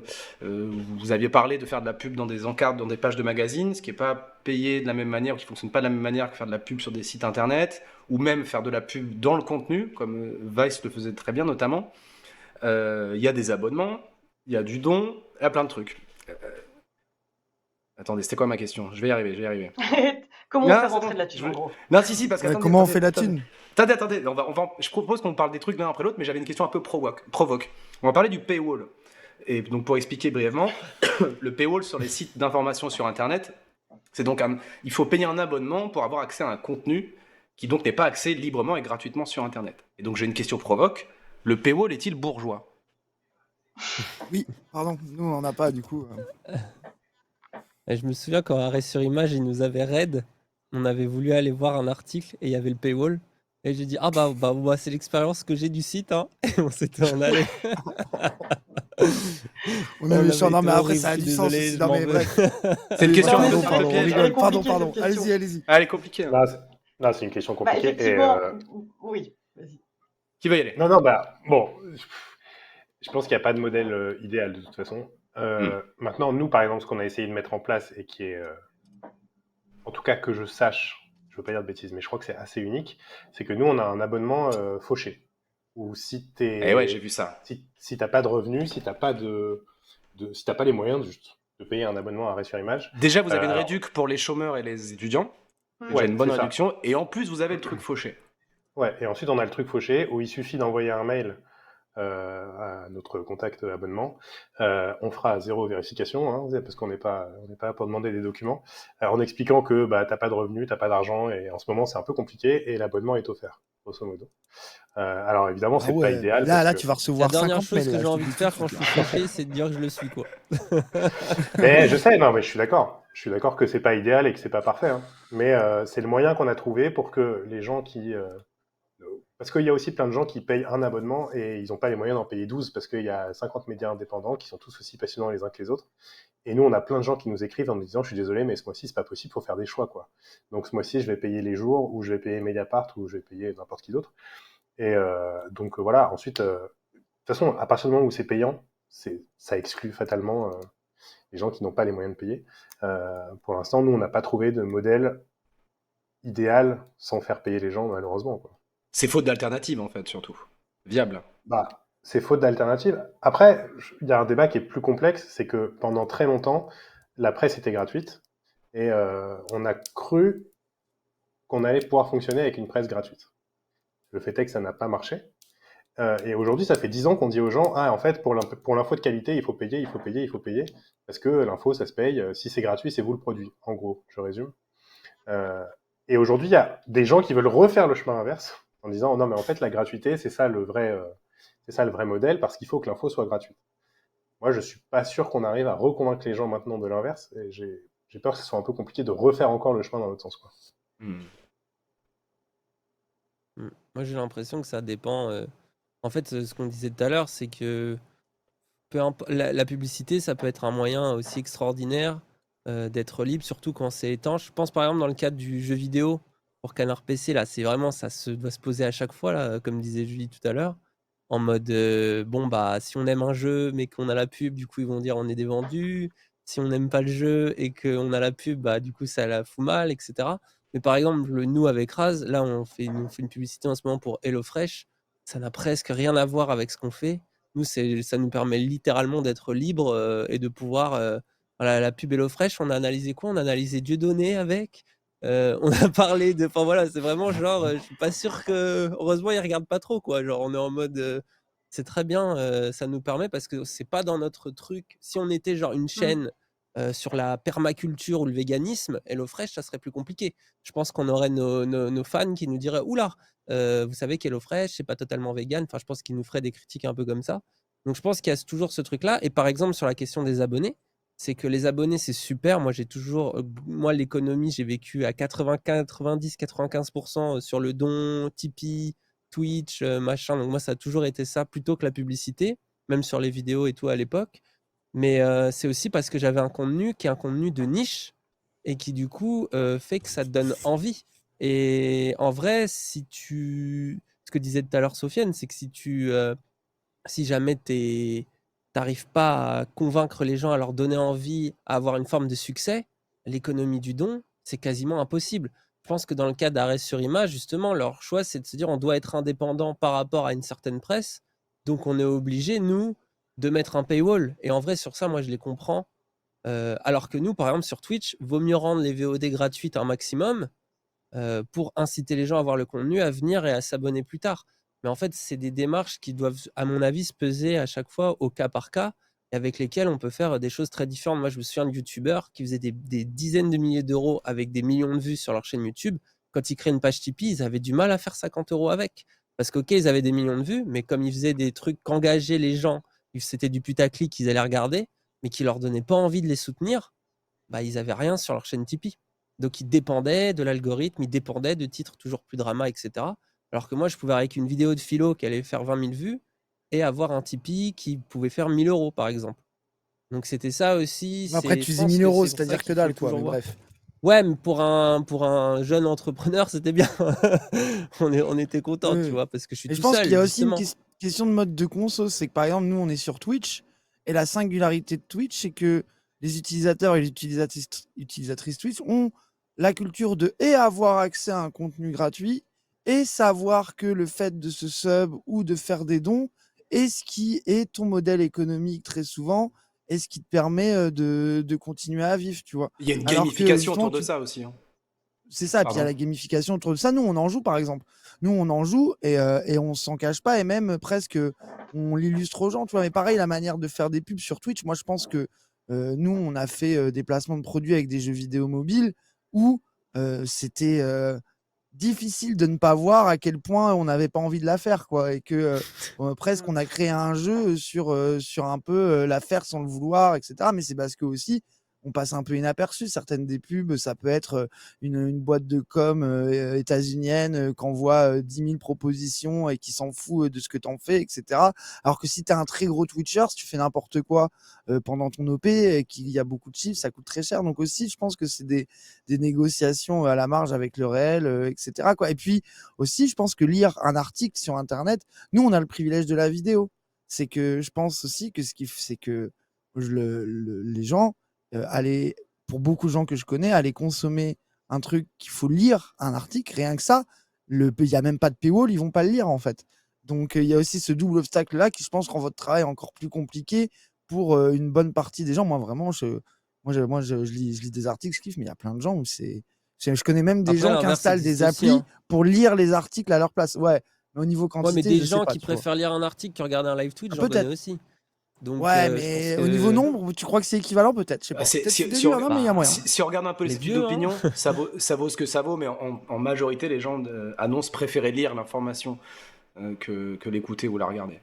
Voilà. Ah ouais, Mais il y a d'accord. toujours un biais tu sais, dans les déclarations, il y a toujours Ouais, le voilà. biais de oui, je préfère Ça fait regarder plus Arte que suivre intelligent. la. Ouais, voilà. Voilà, C'est c'est vrai. toujours un peu T'as raison. ce. Ouais. Mais pour donner un chiffre, nous, un vrai chiffre au jour, nous, il y a pas loin de la moitié de nos abonnés qui ont moins de 35 ans, quoi. Hum. Donc on a un lectorat super jeune, en fait. Et on fait des articles qui font des pages, quoi. Enfin, vraiment, les articles au jour sont un Oui, peu connus pour être c'est trop des longs, longs même. articles. Mais voilà, pour dire qu'en fin de compte, alors peut-être qu'on est dans une niche, et je pense qu'on est carrément dans une niche, même d'ailleurs, dans la niche des gros lecteurs et des grosses lectrices, mais on y est bien aussi dans cette niche. Et- Donc bon, Sofian, moi je te intéressant. coupe, mais pour refaire le contexte de la proposition éditoriale de Les Jours, hein, depuis que ça a été créé, c'était justement de s'inscrire dans le temps long, de faire des articles par série, avec vraiment cette volonté d'être long, quoi. Oui, oui, complètement. Ah oui, oui. Nous, en fait, on s'est un peu construit. Alors, c'est une époque qui paraît méga lointaine. Paul disait que la presse en ligne, ou que la presse gratuite, même globalement, parce qu'il y avait la presse en ligne qui était gratuite dans les années 2000-2010, puis la presse papier, avec les 20 minutes et les métros et les machins distribués dans les métros et tramways, là. Et nous, à Libération, en fait, Libération s'est un peu perdu dans le gratuit sur Internet. Parce que c'était un gratuit en échange de la publicité, évidemment, c'est jamais gratuit. Donc, et on s'était mis à faire des trucs qui n'allaient pas à Libération. En gros, faire le putaclic à Libération, ça marchait pas parce qu'on savait pas le faire. Voilà. Et puis, on n'avait pas envie. Et donc, Libération s'est un peu perdu là-dedans. Et nous, on a construit les jours en se disant, on va faire un média en ligne de qualité, et on va ramener dans la lecture en ligne, la qualité qui finalement n'a pas de raison de pas exister, quoi, parce qu'on était à l'époque d'une presse vite consommée sur Internet, où il fallait absolument que tout soit court et débile, pour le faire court. Oui, avec le temps de lecture Et indiqué en on début disait, d'article. oui, c'est ça. Enfin, non, Et mais on disait, je mais en repense fait, à ce truc quand même, ouais. en fin de compte, les internautes, c'est les vrais gens. C'est pas, enfin, y a pas les gens dans la rue et les gens sur Internet. C'est les mêmes, en fait, hein. Et du coup, ils sont capables de lire des choses de fond et long aussi, mais si on le propose correctement. Et nous, ça a été un peu le cœur de notre construction. C'est-à-dire qu'on a vraiment construit une appli, un site, etc., qui est fait, c'est fait pour la lecture. C'est pas parfait, etc., mais c'est fait pour la lecture longue, c'est fait pour la lecture de texte. Et ça fonctionne. Alors après, pour continuer sur ce truc-là, par contre, on a aussi expérimenté, pas assez, mais on a expérimenté des lectures de nos articles, et ça a cartonné, en fait. Donc on devrait le faire tout le temps. Parce que oui, en fait, il y a des gens qui aiment bien ne pas lire, qui aiment bien écouter les articles, ou qui ne sont pas toujours disponibles aussi pour lire. Et ça avait vraiment bien marché sur les quelques expérimentations qu'on a fait, ça a bien marché. Donc les deux sont intéressants. Il faudrait qu'on arrive à avoir les deux, typiquement. Et Sofiane, du coup, je te repose la question provoque du début, concernant les jours. Pour toi, avoir des articles derrière un abonnement, c'est une fierté de niche, c'est une façon meilleure que d'autres de financer du journaliste qui vous plaît. Tu le vois comment? Et du coup, qu'est-ce que vous offrez quand même comme miette pour que les gens vous trouvent, notamment? Ouais, alors c'est un modèle économique. Si on a un paywall, c'est que c'est un modèle économique. On a un Hmm. paywall parce qu'on vend de l'abonnement. Et c'est, comment dire, c'est un choix de modèle économique par rapport à un autre. L'autre modèle économique, c'était la publicité sur Internet. La publicité sur Internet, le coût pour 1000, qui est la rémunération de la publicité, n'a fait que baisser, s'effondre, et en plus pousse mécaniquement à nourrir la bête, et à démultiplier les contenus. C'est-à-dire pour faire de l'argent avec la publicité sur Internet, en étant un média écrit, qu'on est, il faut faire des pages débiles avec des titres super accrocheurs. Voilà, et il faut faire beaucoup de pages, beaucoup, beaucoup, beaucoup de pages. Et Donc, ce que nous, tu dis, on c'est que voulait pas faire beaucoup si de tout le pages. monde fait ça, ça fait une espèce d'énorme avalanche qui est pénible aussi pour les gens. Bah, c'est un peu dans le monde dans lequel on vit quand Ouais, même. Plus le nombre de sites qui existent, qui ne sont que le duplicata de l'information des autres pour vendre de la page et pour vendre de la pub, etc. Enfin voilà, on est tous noyés des fois, voilà, de sites dont on ne connaît même pas le nom, qui sont des pseudo-médias, etc. Donc, nous, on voulait pas s'inscrire là-dedans parce que c'était pas du tout déjà notre intention intellectuelle, mais aussi on n'avait pas l'équipe, tout simplement. Même si on avait voulu, on n'aurait pas pu recruter 20 personnes pour faire suffisamment de contenu pour faire vivre ces personnes de la publicité sur Internet. Donc, on a choisi un peu l'autre modèle. Et le modèle, c'est l'abonnement. Donc, ouais. c'est un modèle qui a plein de défauts, comme disait Paul. Il est absolument pas parfait. Il n'est pas parfait parce qu'il ferme la porte à des gens qui passent par là et qui voudraient lire et qui disent ah ouais, il y a un paywall, bah, j'y vais pas. Donc voilà, c'est sûr, c'est vrai. Alors après, nous, on a mis en place aussi plein de choses. On a un abonnement à 1 euro. On a un abonnement donc à 1 euro par mois pendant je ne sais plus combien de mois. Et après c'est l'abonnement en tarif réel. Mais pareil, on a un abonnement fauché. On a un abonnement fauché. Et pareil, on ne va pas demander quoi que ce soit. Vous nous dites que vous n'avez pas l'argent pour acheter, pour payer l'abonnement. Enfin, nous, on préférera toujours avoir quelqu'un qui ne paye pas grand-chose, mais qui est là et qui lit plutôt que de voir cette personne passer au-delà, quoi. Voilà. Mm. Pour nous, on a envie que l'information circule. On n'a pas envie d'être dans un club de privilégiés. C'est pas du tout ça. Et pareil, on veille à avoir beaucoup d'articles gratuits, à avoir beaucoup d'opérations où on offre, où on ouvre les jours. Voilà. Après, on aimerait bien être grand ouvert. Mais comment on finance cette ouverture totale? Eh oui, c'est la question. Voilà. On n'a pas la Julie, réponse là aujourd'hui. excuse-moi, je t'ai coupé la chic un petit peu, Sofiane, excuse-moi. Julie, Non, j'aimerais non, m'adresser à vas-y. toi parce que Canard PC, donc du coup, vous avez une position particulière parce que vous éditez un magazine papier, Mm. vous avez un abonnement numérique, vous faites des émissions sur Twitch, il y a une newsletter, alors qui n'est pas directement attachée à Canard PC, mais qui est le pavé numérique, qui a une option payante aussi. Est-ce que j'aimerais que tu nous décrives, si tu veux bien, à la fois ce que ça apporte d'avoir cette diversification-là, des revenus, puis des façons d'expression, et puis aussi, comment vous gérez finalement ce que vous offrez gratuitement. On dit beaucoup sur vos streams sur Twitch que merci aux abonnés sur Twitch de payer le contenu aux autres, hein, c'est un peu répété comme ça. Qu'est-ce que tu peux nous dire là-dessus, Julie? Bah, en gros, pour résumer, c'est vrai que le modèle économique de Canard PC à l'origine, c'était vraiment juste de la vente en kiosque et par abonnement. C'était exclusivement fondé sur le papier, donc effectivement, il fallait payer pour accéder à l'information. Et au moment donc où on a commencé à avoir des sites web, on pouvait proposer un abonnement numérique qui est fatalement moins cher parce que bah, il n'y a pas tous les coûts d'envoi du papier.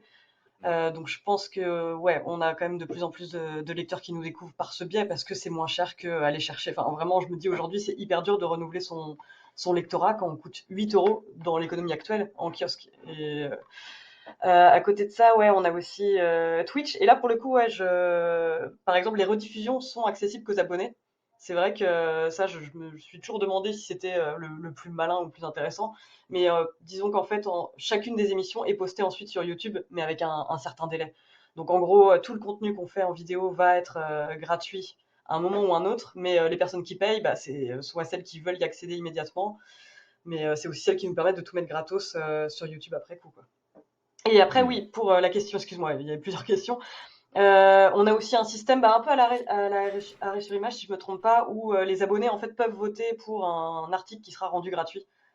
Donc chaque semaine, en fait, l'article le plus plébiscité par les abonnés va être gratuit pour tout le monde. Mais il y a aussi la possibilité sur chaque article de Canard PC de chouiner, c'est le nom de la fonction. Donc il faut quand même se créer un compte en ligne sur Canard PC et donc chouiner pour qu'un abonné vous offre l'article après coup. Et honnêtement, bah, ça arrive, moi, par exemple, je fais souvent des tours pour voir qui a chouiné sur quoi. J'ai l'impression que dès que quelqu'un chouine, il a l'article qu'il veut, Ok. d'une manière ou d'une autre, quoi. C'est une forme de solidarité finalement entre lecteurs et abonnés. Bah ouais, c'est ça, c'est ça. Je Ok. ne sais pas à quel point ça nous sert ou nous dessert, parce que moi, je suis contente de savoir que n'importe qui peut nous lire s'il est vraiment intéressé Hmm. par l'article. Voilà, il va faire la démarche d'aller chouiner.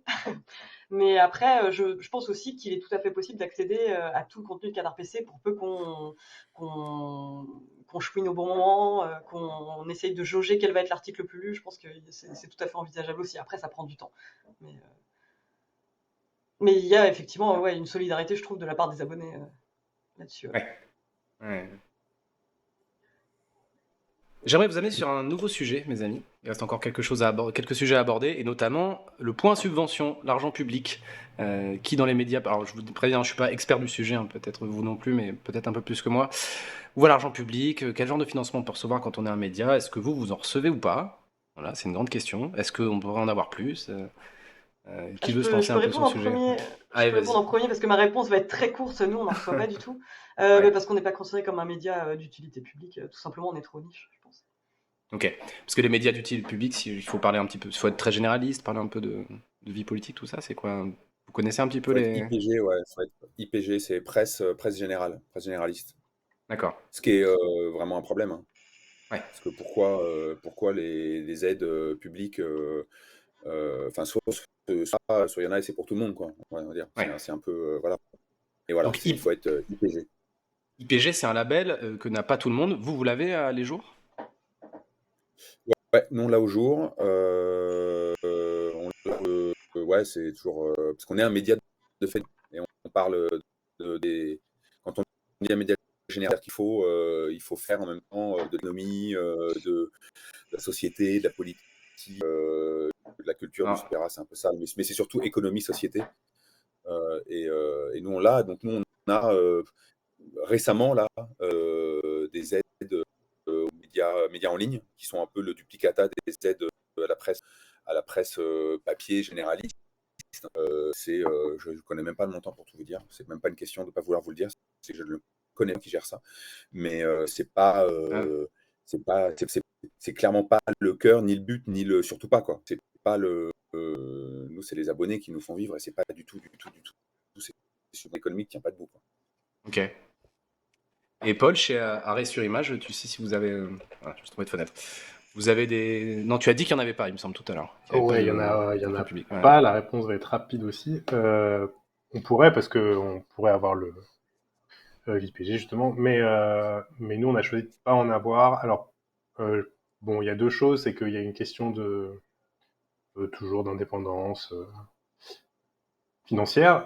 Il y a aussi une question de très concrètement, je pense, de ne pas se rendre dépendant d'une aide qui nous maintiendrait à flot. C'est-à-dire que Mm. si demain on prend une aide, n'importe laquelle, hein, n'importe le montant, et qu'on se rend compte que c'est ça qui nous maintient à flot et que sans ça on met la clé sous la porte, ça devient problématique. Et puis voilà, tout Ça bêtement, devient- non. Pour expliciter un petit peu, pour toi, ça devient problématique à quel titre? Parce que ça vous rend dépendant d'un pouvoir politique ou parce que ça voudrait dire que vous êtes sous perfusion de quelque chose que vous méritez pas? C'est pas une question de mérite, c'est une question juste d'être sous perfusion, ce qui est jamais très agréable. Ouais. Euh, et en fait, pour le coup, je pense que c'est là que je me poserai la question de pourquoi t'écris, quoi. C'est-à-dire que Mm. si tu n'as plus assez d'abonnés pour vivre, et si tu n'as plus assez de revenus hors aide pour vivre, c'est peut-être là qu'il faut se poser une question, quoi. Après, moi, j'ai un rapport un peu ambigu sur cette question. Au sein de moi-même, je suis pas très clair sur ça. Qui est que, moi, je bosse sur la So- je passe ma vie à faire Sofian, de excuse-moi, Paris. ça coupe un peu chez toi, on n'a pas une super Ah, connexion. là, vous m'entendez là? Ouais. Mais t'as peut-être Je quelqu'un vous sur entends ton nickel. Wi-Fi qui est en train de faire un gros téléchargement, je ne sais pas. Ça passait très très bien tout à Ouais, l'heure. peut-être. Ouais, ouais. Là, ça fonctionne? Vas-y, on va essayer. Bon. Non, je disais dans la musique, vous savez, il y a tout un monde musical qui existe grâce à nous collectivement avec des aides. Le monde de la musique classique, le monde du jazz, le monde des musiques d'avant-goût, etc. Je parle pas au nouvel album de Florent Pagny, hein. Ça, c'est un autre système. Mais c'est pas forcément nécessaire. Euh, Est-ce que quelque part, c'est très français probablement, mais est-ce que quelque part, la collectivité qui permet à des voix d'exister, qui n'ont justement pas forcément de réalité économique, c'est pas intéressant aussi. Alors après, comment on décide, enfin voilà, je n'ai pas la solution, mais en fait, on sait qu'il y a énormément de domaines, de façons de faire, de façons de voir, etc., qui n'ont pas de rentabilité économique. Et ça ne veut pas Hmm. dire que c'est pas intéressant et que c'est pas nécessaire et que c'est pas bénéfique à la collectivité. Et FIP existe que parce qu'on paye notre redevance. Voilà. Est-ce que FIP aurait une existence économique dans le monde? Non, probablement pas. Il y a pas de, il y a, ça serait des projets trop. Et d'ailleurs, Trax a existé sur Arte grâce à l'existence d'Arte, chaîne publique. Ouais. Et c'était pour le bien-être, voilà, c'est pour le bien de tout le monde parce que c'était l'expression de tellement de choses qui n'avaient pas accès aux autres médias et surtout d'une vision des choses et d'une façon de le raconter qui était méga précieuse. Donc moi je trouve que c'est souvent plus complexe que ça et l'aide publique, alors si c'est pour financer des magazines nuls, etc., ou sur le poker, parce qu'il y a beaucoup de magazines en kiosque qui vivent des Ouais. magazines sur Mm. sur la passion du moment. À un moment, il y avait un magazine sur le hand spinner, et ça, c'était probablement subventionné par des etc. Évidemment qu'on peut ça, mais je trouve pas ça inintéressant de se dire que bah ouais, en fait, il y a qui méritent d'être aidés parce que collectivement, on en tire des choses démocratiquement, politiquement, etc. Ouais. Après, voilà, c'est s'engager sur myriades de questions en, en se posant voilà. Je pense Est-ce qu'il que... ne faut pas considérer que la subvention, c'est forcément le mal et le. Voilà. Je sais que moi, il y a plein de youtubeurs, ça faisait partie des revendications, même un peu des syndicats des vidéastes et tout, pour avoir un peu d'aide à la presse reversée justement à Internet, ou en tout cas une partie, ou trouver des moyens pour qu'ils puissent justement développer les différents business models qu'il y a sur Internet. Donc peut-être qu'il y aura des évolutions. Je sais que nous, de notre côté, moi j'ai déjà bénéficié du CNC Talent. Je sais pas s'il y en a ici qui voient ce que c'est. Mais en gros, c'est le CNC adapté à YouTube. Et pas que, hein, maintenant c'est ouvert à Twitch, etc., à TikTok. Et moi j'avoue, la première fois que j'ai pris ça, ça m'a permis justement de me professionnaliser, c'est-à-dire le désir d'aller en équipe. Et bah, pour ça, il fallait des moyens supplémentaires. Alors, ça s'accompagne toujours le CNC Talent d'un certain revenu. Donc, j'ai fait aussi un crowdfunding à côté. Mais ça m'a permis de faire un premier film philosophique, plus ou moins, on va dire ça comme ça. Et de ça, de commencer à créer la Zawa Prod, à pouvoir faire des choses et tout, etc. Et c'est vrai qu'avec Raz, nous, on aime bien l'utiliser pour mettre en place des nouveaux projets. Alors aujourd'hui, on en dépend beaucoup moins et on n'a pas grand-chose. Enfin, ça, c'est pas le truc le plus important, on va dire, de nos revenus. Mais c'est toujours intéressant pour lancer des nouveaux projets qui, justement, peuvent potentiellement ne pas fonctionner. Donc, il y a moi, c'est ça que Ouais, j'aime c'est bien ça. dans le CNC Talent, c'est qu'on vient avec un projet, on leur propose un projet. Alors, c'est assez difficile hein, de parvenir au bout du processus. Et d'ailleurs, c'est assez opaque, je pense, pour beaucoup de gens. Mais si on arrive au bout du processus, bah, après, on rend le projet et il n'y a pas de. Une fois qu'on l'a défini, ils vont rien dire sur la nature du projet. Donc, niveau indépendance éditoriale, là, c'est assez intéressant aussi pour nous. Et derrière, bah, de voir si ça rencontre un public ou non, de machin. Et c'est très cool parce que je pense que le CNC, dans son ensemble, je parle pour le cinéma, pour le jeu vidéo, a toujours aussi existé dans cette logique que tu disais, Sofiane, qui est vraiment la logique, bah, peut-être qu'on va financer un truc qui va cartonner, mais peut-être qu'on va aussi financer des documentaires, des trucs plus artistiques qui vont pas fonctionner, mais qui font partie intégrante de faire vivre le monde artistique, de professionnaliser des gens et de garantir aussi un certain soft power français, de maintenir le cinéma à flot, de maintenir un certain cinéma français qui dépend pas justement que de la comédie, que du film populaire, ouais, et que d'une certaine économie, etc. Donc nous, pour l'instant, on a pris, mais de toute façon, c'est comme pour le don, c'est comme pour la publicité. Le tout, c'est toujours en rapport avec ce qu'on fait. Et toujours aussi, et je pense que c'est un truc, je sais pas si on l'a abordé, mais nous aussi, on sait que notre modèle économique, soit à travers le don sur Twitch, à travers même les OP ou à travers le CNC, nous, il marche aussi dans une logique de transparence absolue et de toujours expliquer aux gens pourquoi on fait ça, pourquoi on fait ce choix, et de répondre aux questions. Voilà, après, il y a des gens qui peuvent dire, ah, j'aime pas, pourquoi vous faites ça, etc. Et nous, on essaye toujours de dire, bah, ça va nous permettre de faire ceci, de monter tel projet. Et en général, ça qui fait que les gens vont bien le prendre, entre guillemets, quoi, c'est qu'on va leur dire, vous avez vu, ça nous paraît plutôt sain, qu'est-ce que vous en pensez? Et si un jour ils nous disent non, bah on se dira peut-être, ok, on le fait pas, quoi. Ouais, peut-être. Hein. Peut-être. Parce que bon, écouter le Ça public, dépend après, quoi. ça a ses limites, mais oui. Moi, j'aimerais donner la parole aux copains du collectif Spark qui sont aux Ocalo. Est-ce que par chez vous, là-bas, il y a quelqu'un qui veut nous parler justement des financements publics, de tout ça, de bosser pour une chaîne publique? Oui ou non? Vous m'entendez? Ouais, on t'entend. Ouais. Merci beaucoup d'être là, c'était très intéressant, mais ça ne me dit pas où est l'argent. C'est- Tu peux te présenter? Qui Non, es-tu? Qui es-tu, jeune personne? je me présente, je m'appelle Herman et je suis journaliste à Spark et anciennement à Trax. Je m'occupais du numérique de Trax. Ma question, c'était plus, on a une diversité de médias et de médiums représentés à travers nos invités. Et quelle est selon vous, aujourd'hui, la source de financement la plus fiable pour un média sur laquelle on peut le plus compter? Et est-ce ou pas? Est-ce qu'il y en a, s'il y en a une ou plusieurs qui sont fiables en fait? Qui a la réponse? Qui a la poule aux œufs d'or? Merci. Alors, Les nous, si on cumulés. l'avait, ça se saurait. Ah, Mais, Personne n'a la poule aux œufs d'or, mais pour nous, c'est les abonnés, hein, clairement. ouais. ouais, je dirais pareil. Hmm. Mais ce qui, Oui, ce qui est pareil. pas, ce qui est évidemment pas gage de stabilité, hein. Je veux dire, on le voit depuis, Mm. depuis 1 an et demi.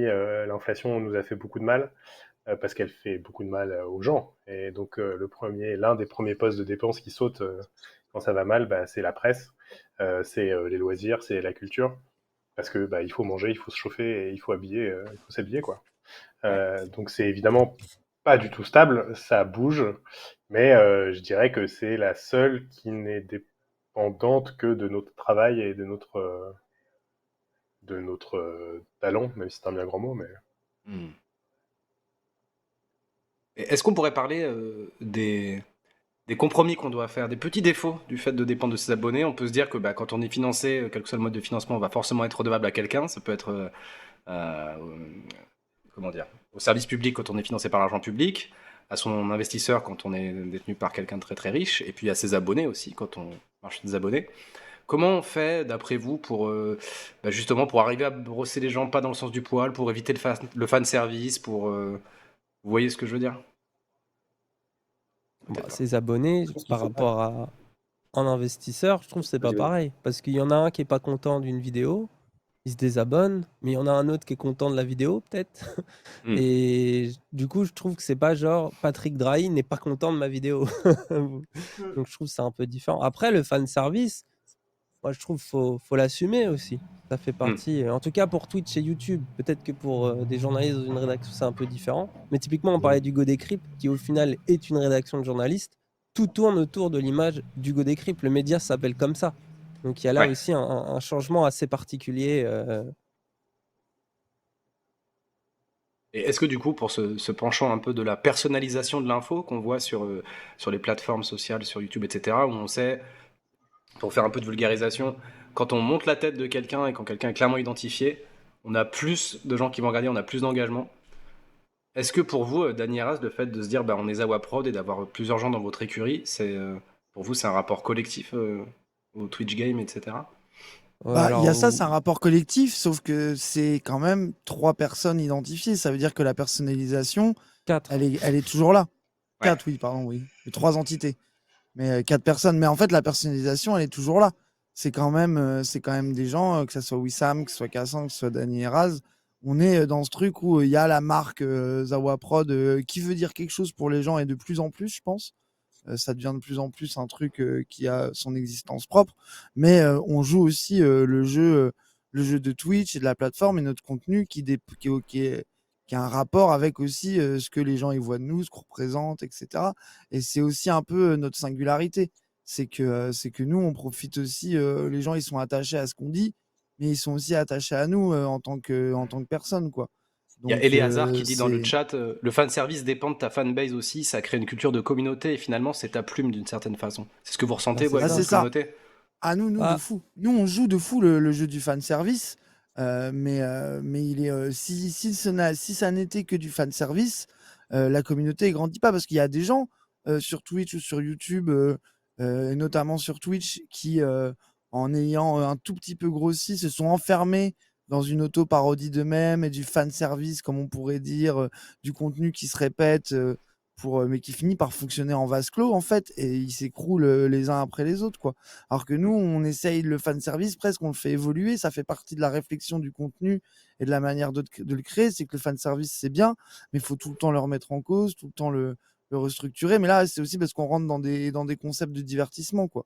Où nous, c'est hyper Ouais, important pour nous ouais, c'est aussi ça. Nous, il y a une d'avoir ça. dimension d'humour, il y a une dimension artistique aussi, créative, qui, je pense, Mm. nous éloigne un petit peu du journalisme où on fait de la vidéo, on se met en scène, on fait beaucoup de l'humour et tout. Donc, par exemple, nous, un des piliers de notre modèle économique, après les dons, et c'est 90% les dons, nous, c'est les spectacles. On fait des spectacles avec Raz. On fait des scènes, et des fois, on fait des scènes sérieuses pour recevoir des intellectuels. Donc ça va être dans des cinémas et ça va être des types conformes. Mais des fois, on fait vraiment des scènes d'humour où on remplit l'européen comme un artiste de stand-up classique le ferait, quoi. Et Et donc, où ça vous ramène de là, on l'argent. pourrait parler de fan Ouais. service quelque part, puisque c'est clairement nos plus gros fans qui viennent aussi à ce genre d'endroit. Mais en même temps, on leur propose un spectacle. Donc, ça est basé sur l'humour et les blagues et les personnages qu'on a créés et développés sur Twitch. Donc, nous, il y a aussi un mélange. Je crois qu'au début, Sofiane il disait faut lier un truc un peu populaire à un truc pas très populaire quand on veut parler d'un truc qui nous parle à nous et pas aux autres. Moi, je pense qu'en faisant de la philosophie sur YouTube avec Doxa, la philo, c'est pas du tout populaire. En plus, à l'époque, YouTube, c'est des vidéos de chats, c'est du gaming, c'est un peu des podcasts. C'est pas encore des trucs un peu sérieux. Mais YouTube, ça avait ce truc déjà plus fun, plus divertissant. Et j'ai mêlé les deux, c'était efficace. Dany et Raz, on parle de politique, de sujets très sérieux, mais on le fait avec beaucoup d'humour, avec du clash, de la conflictualité, machin, des codes comme ça qui amènent, je pense, aussi ce truc un peu mainstream. Donc nous, on joue constamment avec ça, mais c'est parce qu'on est en première ligne. Et je pense que pour la question de Zawa Prod, là où il y a le collectif, nous, c'est sur les moyens de production. On collectivise les moyens de production, on récupère l'argent de toutes les chaînes, et avec ça, ça permet d'acheter du matériel, ça permet de mettre en place des émissions, on va être en commun, ça permet de s'entraider les uns les autres, par exemple, d'avoir des monteurs, d'avoir des graphistes qui travaillent sur les différentes chaînes, etc. Et de pouvoir, voilà, comme ça, monter des nouveaux projets. Mais par contre, on garde nos identités justement par rapport à Hugo Décrypte. On garde les identités uniques à chaque personne. Et la chaîne de Cassandre, c'est pas la chaîne de Wissam, qui est pas Dany et Raz, même s'il y a évidemment des tons en commun. Et il y a un côté, on va dire, un peu prescripteur, je pense. Dans Zawa Prod, on cherche aussi ce côté Nintendo, label de qualité, le côté, voilà, vous savez sur quoi vous êtes. Mais on veut créer quand même de l'égalité aussi à ce niveau-là. Et puis, s'il y en a un moment qui veut partir, bah, il gardera son public. C'est ça aussi qui est intéressant. Est-ce que vous avez le sentiment, pour vous, d'inventer un peu un nouveau modèle économique de collectif? Je dis ça parce que, notamment sur Twitch, on sait qu'il y a des... Là, je m'adresse à tout le monde pour le coup, il y a des web télé qui se sont lancés. Donc en se disant, ben voilà, on va être sur Twitch, etc. Il me semble, dites-moi si je me trompe, que ça marche pas hyper bien économiquement les web télé sur Twitch. C'est presque fini totalement même là. mort. Ouais. C'est fini, bah, même là. Solari, ils ont arrêté aussi leur web télé, Ils arrêtent Solari. tous, justement, parce que ça marche Ouais, plus. c'est ça, ils arrêtent tous parce que c'est trop dur. Et en fait, l'intérêt, c'est que avoir un groupe de streamers, c'est que il y a des gens qui vont regarder les trois, il y a des gens qui vont regarder qu'un, il y a des gens qui sont attachés au collectif, mais des gens aussi qui vont aimer le contenu d'un seul. Et en fait, l'un n'exclut pas l'autre. Alors qu'une web TV, suivre une web TV avec plein de streamers différents sur le truc, c'est qu'on en revient à ce truc de personnalisation. Mais là, ça, je pense que c'est très propre à Twitch. Et je pense que nous, on invente un truc sans l'inventer aussi, quoi. C'est que, Bah ouais. c'est que ça reste quelque chose, même, tu vois. Moi, pareil, je suis très fan de musique. Quand j'ai commencé la musique, au début, je voyais des artistes et un bon an, j'ai compris les labels. J'ai découvert des trucs et j'ai vu que Mowax, c'était des trucs. Et du coup, j'ai regardé ça. Pareil, Warp, des trucs. Et en fait, c'est un nouveau. Pour moi, commencer à regarder. Ceux qui regardent Zawa Prod, c'est des gens qui veulent déjà rentrer dans le plus profondément, quoi. Mais à chaque fois, tous les trucs qui m'ont nourri les grands labels de musique, c'est parce que je les ai découverts par des artistes emblématiques de ce label-là. Et il m'ont fait aller plus loin. Et moi, je pense que Zawa Prod, nous, on est les Aphex Twin du truc, quoi. Tu vois, genre, ça fait rentrer chez les trucs moins connus, quoi. Et très concrètement, là, nous, on a un live à 20h. En ce moment, il y a Wissam qui live de 16h à 20h. Il va nous raid, ce qui est une fonctionnalité sur Twitch. Mais du coup, ça fait qu'on est chacun à faire notre truc, mais qu'il y a quand même une logique grille de télé, quelque part. Il y a une logique de programmation aussi, de s'entraider, de se raid les uns les autres, et de créer une sorte d'écosystème, je sais pas si on peut dire ça comme ça, mais voilà, quelque chose qui fait que, hop, il y en a un, il fait un stream, puis l'autre. Et c'est ça aussi qu'on trouve intéressant, et qui permet de ne pas faire une web TV, mais en même temps de rester aussi toujours, bah, c'est ça Internet, quoi. C'est prendre changer les formats, la forme, et s'adapter au nouveau code, quoi. J'ai l'impression, juste, je voudrais poser une question, moi, aux gens, parce que j'ai l'impression dans le journalisme, la personnalisation avoir des figures, c'est devenu un peu compliqué parce que même les journalistes connus, j'ai l'impression que c'est devenu des éditorialistes, un peu que presque aujourd'hui il y a une méfiance d'être Est-ce qu'on est toujours journaliste quand on se met personnellement en avant? Même la tradition un peu, tout le truc journalisme un peu gonzo où tu te mets en scène dans des articles, etc. J'ai l'impression que ça existe un peu moins qu'à l'époque et que ouais, est-ce qu'il n'y a pas une honte de se mettre en avant quand on est journaliste sur une Tu m'as fait plateforme? ma C'est encore transition, possible. Raz. Je te Ah ouais? remercie. Bon, voilà. Ouais, Ah bah, parfait. tu vois, les Allez. grands esprits se rencontrent. Ça m'intéressait premier degré, c'est pour ça. Bah ouais, allons-y. Qui veut parler là-dessus? La personnalisation des journalistes. Bah, c'est une vaste question parce qu'en fait, il y a plein de choses différentes. Si tu prends par exemple les chaînes d'infos, ils adorent personnaliser. C'est pour ça que tu as la tranche Toussaint Info, tu as Apolline Wake Up le matin avec Apolline de Malherbe, tu avais, je crois que c'était le 8h la Tour du Pain, ou tout comme ça avec Pascal la Tour du Pain, bref, ils adorent ça. Et pour le coup, moi je trouve que c'est un problème puisque j'ai l'impression qu'on vient voir le ou la journaliste et pas son invité. Et j'ai l'impression que ça donne l'impression que, par exemple, parce que c'est souvent pour les interviews politiques, genre Bourdin direct, ça donne l'impression que l'interview ne doit être qu'un combat de boxe et qu'on va venir au show entre Bourdin et Rachida Dati, entre Apolline de Malherbe et Manuel Valls. Bon, même si ça va pas être le match le plus serré du monde, mais etc., etc. Et typiquement sur cette partie-là très précisément, moi je trouve ça très gênant parce que je pense que l'info ne doit pas être tributaire de ce côté starification. Mais après, le fait est que la personnalisation, l'incarnation, ça marche aussi. C'est-à-dire que Ouais. qui n'a pas adoré voir Élise Lucet enfoncer la porte de Total pour obtenir une interview, quoi. Alors après, ça c'est travers. Des fois, on se dit, oh, c'est trop. Ouais, elle en fait des caisses, elle va trop loin. Élise Lucet et puis d'autres. Hein. Mais ça a aussi cet intérêt de savoir qui parle pour le coup et d'avoir l'impression d'être avec la personne directement, donc soit chez Total, soit sur un champ de bataille, etc., etc. Mais typiquement sur le reporter de guerre, on l'a beaucoup, nous, analysé, critiqué et observé cette tendance. Par exemple, quotidien, ils se filment en selfie quand ils ont des journalistes en Ukraine, ce qui est une façon de se filmer qui n'est pas commune. En général, le reportage de guerre, quand on regarde les JT, par exemple, ça va être des images où on voit pas la journaliste, et à la fin, on a un duplex. On a un duplex avec le ou la journaliste qui a tourné les images. Mais pendant le reportage en lui-même, sur le terrain de guerre, on va pas l'avoir. Ça change aussi, quoi. Mais bon, c'est une question qui est... Je pense qu'il y a des gens qui adorent ça parce que ça leur parle et qu'ils ont l'impression d'être avec toi embarqué sur le terrain, quoi. Et pour poser la question du côté des médias, et encore une fois on parlait de médias qui arrivent à se financer, hein, est-ce que du coup, je m'adresse à tous les collègues journalistes de la ligne du haut, on peut avoir peut-être plus d'audience quand on personnalise et qu'on montre sa tête, et en même temps on veut pas le faire exactement comme des influenceurs. Comment on gère un petit peu cette ambivalence-là? Je m'adresse notamment à Julie parce que je sais que Canard PC c'était du papier, et puis à un moment on a vu vos têtes sur Twitch. Ouais. On a vu des têtes qu'on connaissait depuis longtemps, quoi. Agbou notamment, que je lisais quand j'étais ado. Voilà. Bah, et puis pas le virage le plus évident, mais c'est vrai que cette personnification, elle existait déjà avant que Canard PC se mette sur Twitch. Enfin, déjà à l'époque de Joystick, donc il y a cette grande tradition de la presse jeux vidéo où les rédacteurs vont prendre un pseudo. Et le fait est que la critique jeux vidéo, elle est particulière parce que tu prendras jamais un test de la même manière. Enfin, par exemple, quelqu'un qui est ultra fan de STR et de 4X, il va pas tester un STR et un 4X de la même manière que quelqu'un qui aime que les jeux d'horreur et les jeux narratifs. Enfin, donc, il y avait quand même ce besoin de personnifier un petit peu les rédacteurs pour que les lecteurs puissent identifier leur goût, savoir un petit peu quelle grille de lecture appliquer à l'article qu'ils allaient recevoir derrière.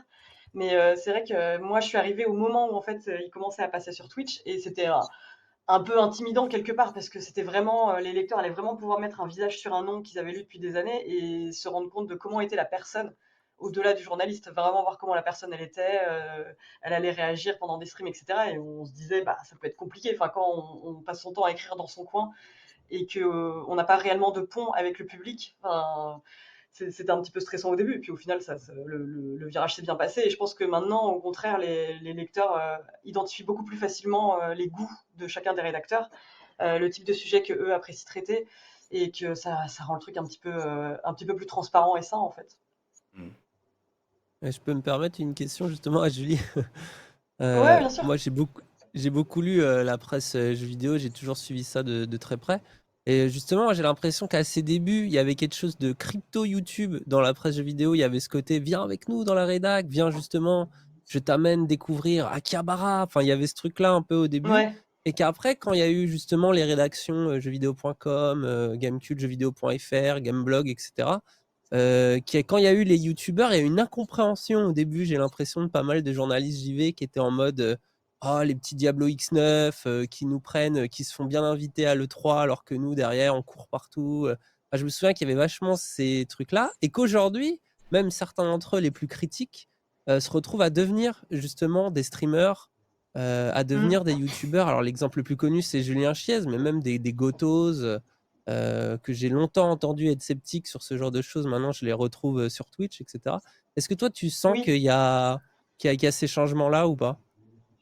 Bah oui, oui, complètement. Il y a eu ce changement-là. Après, c'est vrai qu'il faut marquer un peu la distinction entre Julien Chiez et Gotos. C'est qu'il y en a un qui est un peu plus transparent sur la manière d'être financé que l'autre. C'est que, bon, Julien Chiez, c'est un peu la cible facile, malheureusement, et je vais tirer sur l'ambulance, mais c'est vrai qu'il a ce côté où il n'est pas nécessairement transparent quant au financement qu'il va recevoir. Les mélanges des genres en fait qu'il peut effectuer en bossant avec certains éditeurs, tu peux pas critiquer objectivement, enfin critique objective c'est compliqué, mais bon, tu peux pas être neutre quand tu critiques un jeu de la part d'un éditeur qui te file du fric. Là où Gotos, il me semble que lui refuse les partenariats avec des éditeurs directement. Il va faire des partenariats avec Matériel.net ou Top Achat ou des trucs comme ça, mais pas directement avec des éditeurs. Et pour moi, c'est plus simple, effectivement, de dire ok, je fais du journalisme sur Twitch quand tu es transparent, quand tu as tes financements et que t'es pas financé par les personnes que tu traites. Enfin, je sais pas si je suis claire. Si, Ouais, si. je vois. Mais après, enfin, le truc que tu dis, par contre, c'est vrai. Enfin, je trouve qu'il y a toujours eu ce côté-là dans les rédactions de jeux vidéo. Bah, venez voir comment c'est chez nous, etc. Enfin, Canard PC, par exemple, ils avaient un peu ce côté à la Spirou, où il y avait des bandes dessinées qui décrivaient la vie de la rédaction. Il y avait déjà une mise en scène, quoi. Mais je pense que la défiance que peuvent avoir, en tout cas, les journalistes jeux vidéo par rapport aux influenceurs, c'est uniquement par rapport à l'absence de transparence qu'il peut y avoir. Enfin, vous, par exemple, vous êtes transparent sur votre manière sur ce qu'est un partenariat ou non, mais c'est pas le cas pour tous les Twitchers, malheureusement. Mais je crois que c'est un truc lié à l'influence tout entière où les gens détestent aujourd'hui ce qu'ils appellent les influx voleurs, pour reprendre le terme de Booba. C'est-à-dire justement les influenceurs qui ne montrent pas quand ils vont faire de la publicité, qui sont pas assez transparents, qui vont même faire du dropshipping, voire vendre des objets honteux à leurs abonnés. Et je pense que c'est très important aujourd'hui si tu as une logique derrière de durer même déjà, ou même d'être transparent, honnête. C'est ça quoi, les gens aiment bien savoir parce qu'ils se méfient en fait. Et je pense que c'est lié à toutes les mauvaises pratiques qu'il y a eu avant. Dany, je te C'est coupe, mais sûrement pour ça. Ouais. excuse-moi, je suis un noob de Twitch. Ça me dit qu'il y a Moufette qu'on a reçu la semaine dernière qui nous raid avec un groupe de 198. Donc je crois qu'il y a plein de gens qui arrivent pour la fin. Donc bienvenue. On parle de Ouais, modèle c'est ça. économique pour les médias indépendants avec Spark qui est un nouveau média. Je vous invite à suivre. Allez suivre Track, c'est dans la bio. Spark, pardon. Ouais, j'ai fait le. On est les anciens de Track. Ah, C'est merde, hyper ouais, fou. bon, ça arrive, ça C'était. arrive. J'ai pédalé dans la semoule, excusez-moi. Bon, on arrive à la fin. J'aimerais vous poser, pour ceux qui veulent encore rester, une petite question. C'était notamment. 20 balles On dans la a. caisse, PS5. T'as dit quoi? C'est 20 balles dans la caisse. Un balle dans la caisse, ouais. On va essayer. On fait comme on peut. Ouais, on avait dans le chat, on avait Val Piccolo qui disait que les journalistes, ils faisaient des ménages à l'ancienne. C'est quand des journalistes, ils pantouflent dans le privé pour revenir ensuite dans le rédac. On a aussi des gens qui avaient leur personnalité parce qu'ils étaient visibles à la télé ou quoi que ce soit, puis après qui allaient présenter des trucs dans le privé, etc. Et ça faisait un peu parallèle finalement avec les influenceurs aussi aujourd'hui, quoi. Sauf que avant, ça personne ne le voyait, on le savait pas, quoi. Et c'était aussi un problème d'indépendance.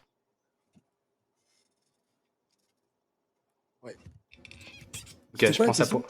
Non, oubliez la question. J'ai une vraie question. Pour vous. Une vraie question. Là, je vous imaginez que c'était juste un réact, un commentaire. Non, La juste sur la question des ménages, Vas-y. juste que ça existe encore. Hein. C'est Bah oui, ça à existe croire que encore. c'est terminé. Bien sûr. Non. Ça existe On encore. fait un ménage chez Sparks, on se trahit. En Non, venant sauf dans un sauf média qu'on légitime. on vous paye rien malheureusement. Donc, enfin, heureusement, l'instant. je ne sais pas. Ouais, pour l'instant. On verra. Non, mais je voulais vous poser une question finale parce que du coup, pour revenir un peu à nous, Spark, bah, c'est vrai qu'en bossant chez Trax, on a l'habitude d'être payé par de l'argent public. Et du coup, de se poser la question de l'audience, oui, parce que même si c'est pas un impératif, tu as envie de savoir quand même si les gens te regardent ou pas. Mais évidemment, on se pose la question, en lançant le média, qu'est-ce qu'on fait? Est-ce qu'on fait un site déjà? Est-ce que c'est has-been les sites ou pas? Est-ce qu'on fait des abonnements? Est-ce qu'on arriverait à faire de la vulgarisation de culture un peu hors norme, un peu cachée parfois? Est-ce qu'on arriverait à le faire avec un abonnement? Est-ce que le don mensuel à la Patreon, le crowdfunding, c'est viable à long terme pour un média? C'est un peu des questions qu'on pose. Et j'aimerais, à la louche, vous sonder un peu là-dessus. Donnez-nous des bons tips si vous voulez, si vous le pouvez. Déjà développer une audience, je pense que ça fait partie, à mon avis, des trucs qu'on a tous dit tout à l'heure. Ouais. Et pour développer, avoir des dons et tout. Par exemple, nous, Twitch, ça a pris des mois, voire même un an et demi avant qu'on Ouais, commence une à grosse avoir année, ouais. des petits revenus. Et en plus, c'est des petits revenus. On n'était que deux et on n'avait pas de logement et tout, écrase. Donc nous, Ouais. on pouvait se satisfaire de très peu, on va dire. Je pense que pour une rédaction avec déjà plusieurs journalistes, j'imagine des loyers, des familles, c'est tout de suite très différent. Donc déjà, ouais, il faut développer cette audience. Et pour la développer, je sais pas si le site web c'est has-been, ça peut-être les autres répondront mieux que moi. Mais je pense que Twitch, YouTube, TikTok, c'est des excellents moyens aujourd'hui de trouver cette audience-là et de commencer à récolter voilà, des gens intéressés qui seraient susceptibles de soutenir après, quoi. Hmm. Alors moi, Les je vais collègues faire la journalistes, vous réponse, pensez quoi du don? Ouais, vas-y. je vais faire la réponse bien langue de bois et bien, j'ai pas de solution miracle. Je pense qu'à partir du moment où tu as ton audience et ils ont envie de te suivre et ils savent ce que tu fais, pourquoi tu le fais et comment tu le fais, je pense que quelle que soit la forme, ça marchera. C'est-à-dire que, enfin, je veux dire, la discussion qu'on vient d'avoir depuis 2 heures, ça montre bien qu'il n'y a pas de modèle unique, parfait et, euh, et irréprochable. Tout modèle a ses défauts et a ses risques. C'est-à-dire que l'abonnement est risqué, la gratuité c'est risqué, le don c'est risqué. Mais je pense que tant que, là où je rejoins Dany, tant que tu as une communauté solide, il n'y a pas de raison que ça marche pas, quoi. Mais c'est ça le plus dur je pense, à construire et à fidéliser, quoi. Hmm. Donc tu as raison, la conclusion de discussion, c'est qu'il n'y a pas un modèle parfait, il y en a de divers pour diverses rédactions, pour divers usages. Donc, ce qui Après, fait le nôtre est diversifier un peu mieux aussi, que hein. les autres, mais ouais, il n'y a pas de modèle parfait. Ouais. Donc si je comprends bien, c'était crevé de faim jusqu'à pouvoir se loger un peu, c'était ça? Exactement, c'est ça. Ok. Ouais. On attend. Et aujourd'hui, à remplacer les il est probable. journalistes. Voilà. Ok, à grand remplacer les Grand journalistes. Ok, ok. Ouais, exactement. Tu disais, Sofian? Non, je dis que le modèle, le modèle aujourd'hui, il est probablement multiple. Ouais. Nous, quand on s'est lancé il y a 6-7 ans, là, en gros, on avait la publicité ou l'abonnement. Mhm. Aujourd'hui, parce que faire de l'argent sur YouTube ou sur etc., en 2016, c'était frais tout ça, quoi. Et aujourd'hui, les sources, elles sont quand même multiples et les sources d'accès au public, elles sont aussi multiples. Donc, je pense qu'il faut les exploiter dans leur diversité, quoi. Et nous, un des trucs qui a été assez décisif au jour quand même quand on s'est lancé, c'est de se dire, OK, on veut pas faire un truc au rabais et on veut pas retourner vivre chez nos parents, quoi. Parce que voilà, on n'avait pas 22 ans et donc pour que ça puisse fonctionner, il fallait que ce soit pérenne et donc on a fait des calculs, on s'est dit voilà, on est tant, on veut se payer tant et c'est ça qui nous permettra de faire la qualité qu'on pense être ce qu'on vend. Oui. Et on a fait des calculs, on a dit voilà, il nous faut ça comme budget. Mensuel, annuel, etc. Et comment on le finance, quoi? Comment on trouve ça? Comment on trouve ça tous les mois? Et voilà, nous, ça a été l'abonnement. Peut-être qu'aujourd'hui, et vous en plus, vous êtes Trax, pour moi, c'est un média de la vidéo, c'est un média de l'image. Ouais. Vous n'allez pas vous lancer, vous n'allez pas commencer à faire de l'écrit. On en faisait un peu sur le site, mais c'était pas la marque de fabrique, en effet. Vous en faisiez un peu, clairement, mais Ouais. voilà, Trax, on vient enfin, déjà pour les sujets, mais aussi vachement pour le montage et le petit ton, quoi. Enfin, Ouais. c'est vraiment ça, Trax, pour moi, quoi. C'est du montage et c'est de la voix et c'est une façon de présenter le monde. Donc, qu'est-ce que vous voulez, proposer et à combien vous voulez le faire? Le point de départ, il est tellement là, et à partir de là, construire un modèle économique à partir de ce point de départ, parce que commencer en disant on se lance et puis on voit ce qu'on récupère, ça sera jamais assez, en fait, malheureusement. Ouais. Merci pour ce petit conseil très pragmatique, Sofiane. J'aime bien qu'on finisse un peu la discussion sur un truc très, très, très pragmatique comme ça. Bah écoute, on arrive à la fin. J'aimerais remercier tous nos invités d'avoir gentiment accepté de venir discuter de ces questions épineuses, complexes, mais ô combien intéressantes, parce que ça, j'imagine que ça concerne autant les publics qui nous lisent, qui nous écoutent, que les gens qui font ça derrière. J'aimerais vous dire que donc nous, on va faire la manche. Ça commence le 5 octobre sur KissKissBankBank, la campagne de financement participatif pour Spark. Vous avez tous les liens dans la bio sur Twitch, et même ceux qui regardent sur Facebook et sur Twitter, vous trouverez les liens, ils sont là, je vous invite à y aller. Je vous remercie. Est-ce que quelqu'un a un mot de la fin? Est-ce que quelqu'un a envie de dire un truc? Je peux donner ce privilège si vous voulez avant de couper le stream. Bah, merci de l'invitation déjà. Merci beaucoup. Bah, merci de l'invitation. Merci pour la discussion. Merci à tous. Abonnez-vous. Ah ouais, on va faire le tour quand même. Abonnez-vous à Les Venez Jours, sur ça, notre c'est live Sofiane. dans 5 minutes là. Abonnez-vous à Canard Beaucoup PC, d'abonnements, ça là. c'est Julien. Abonnez-vous à Paul Aveline, à Arrêt sur Image, c'était Paul Aveline qui est représenté. Et abonnez-vous si vous voulez à Dany Arras qui sont sur Twitch pour Zawaprod. Voilà. Merci à tout le monde. Eh oui. On se voit bientôt. Gardez la pêche et ciao. Ciao.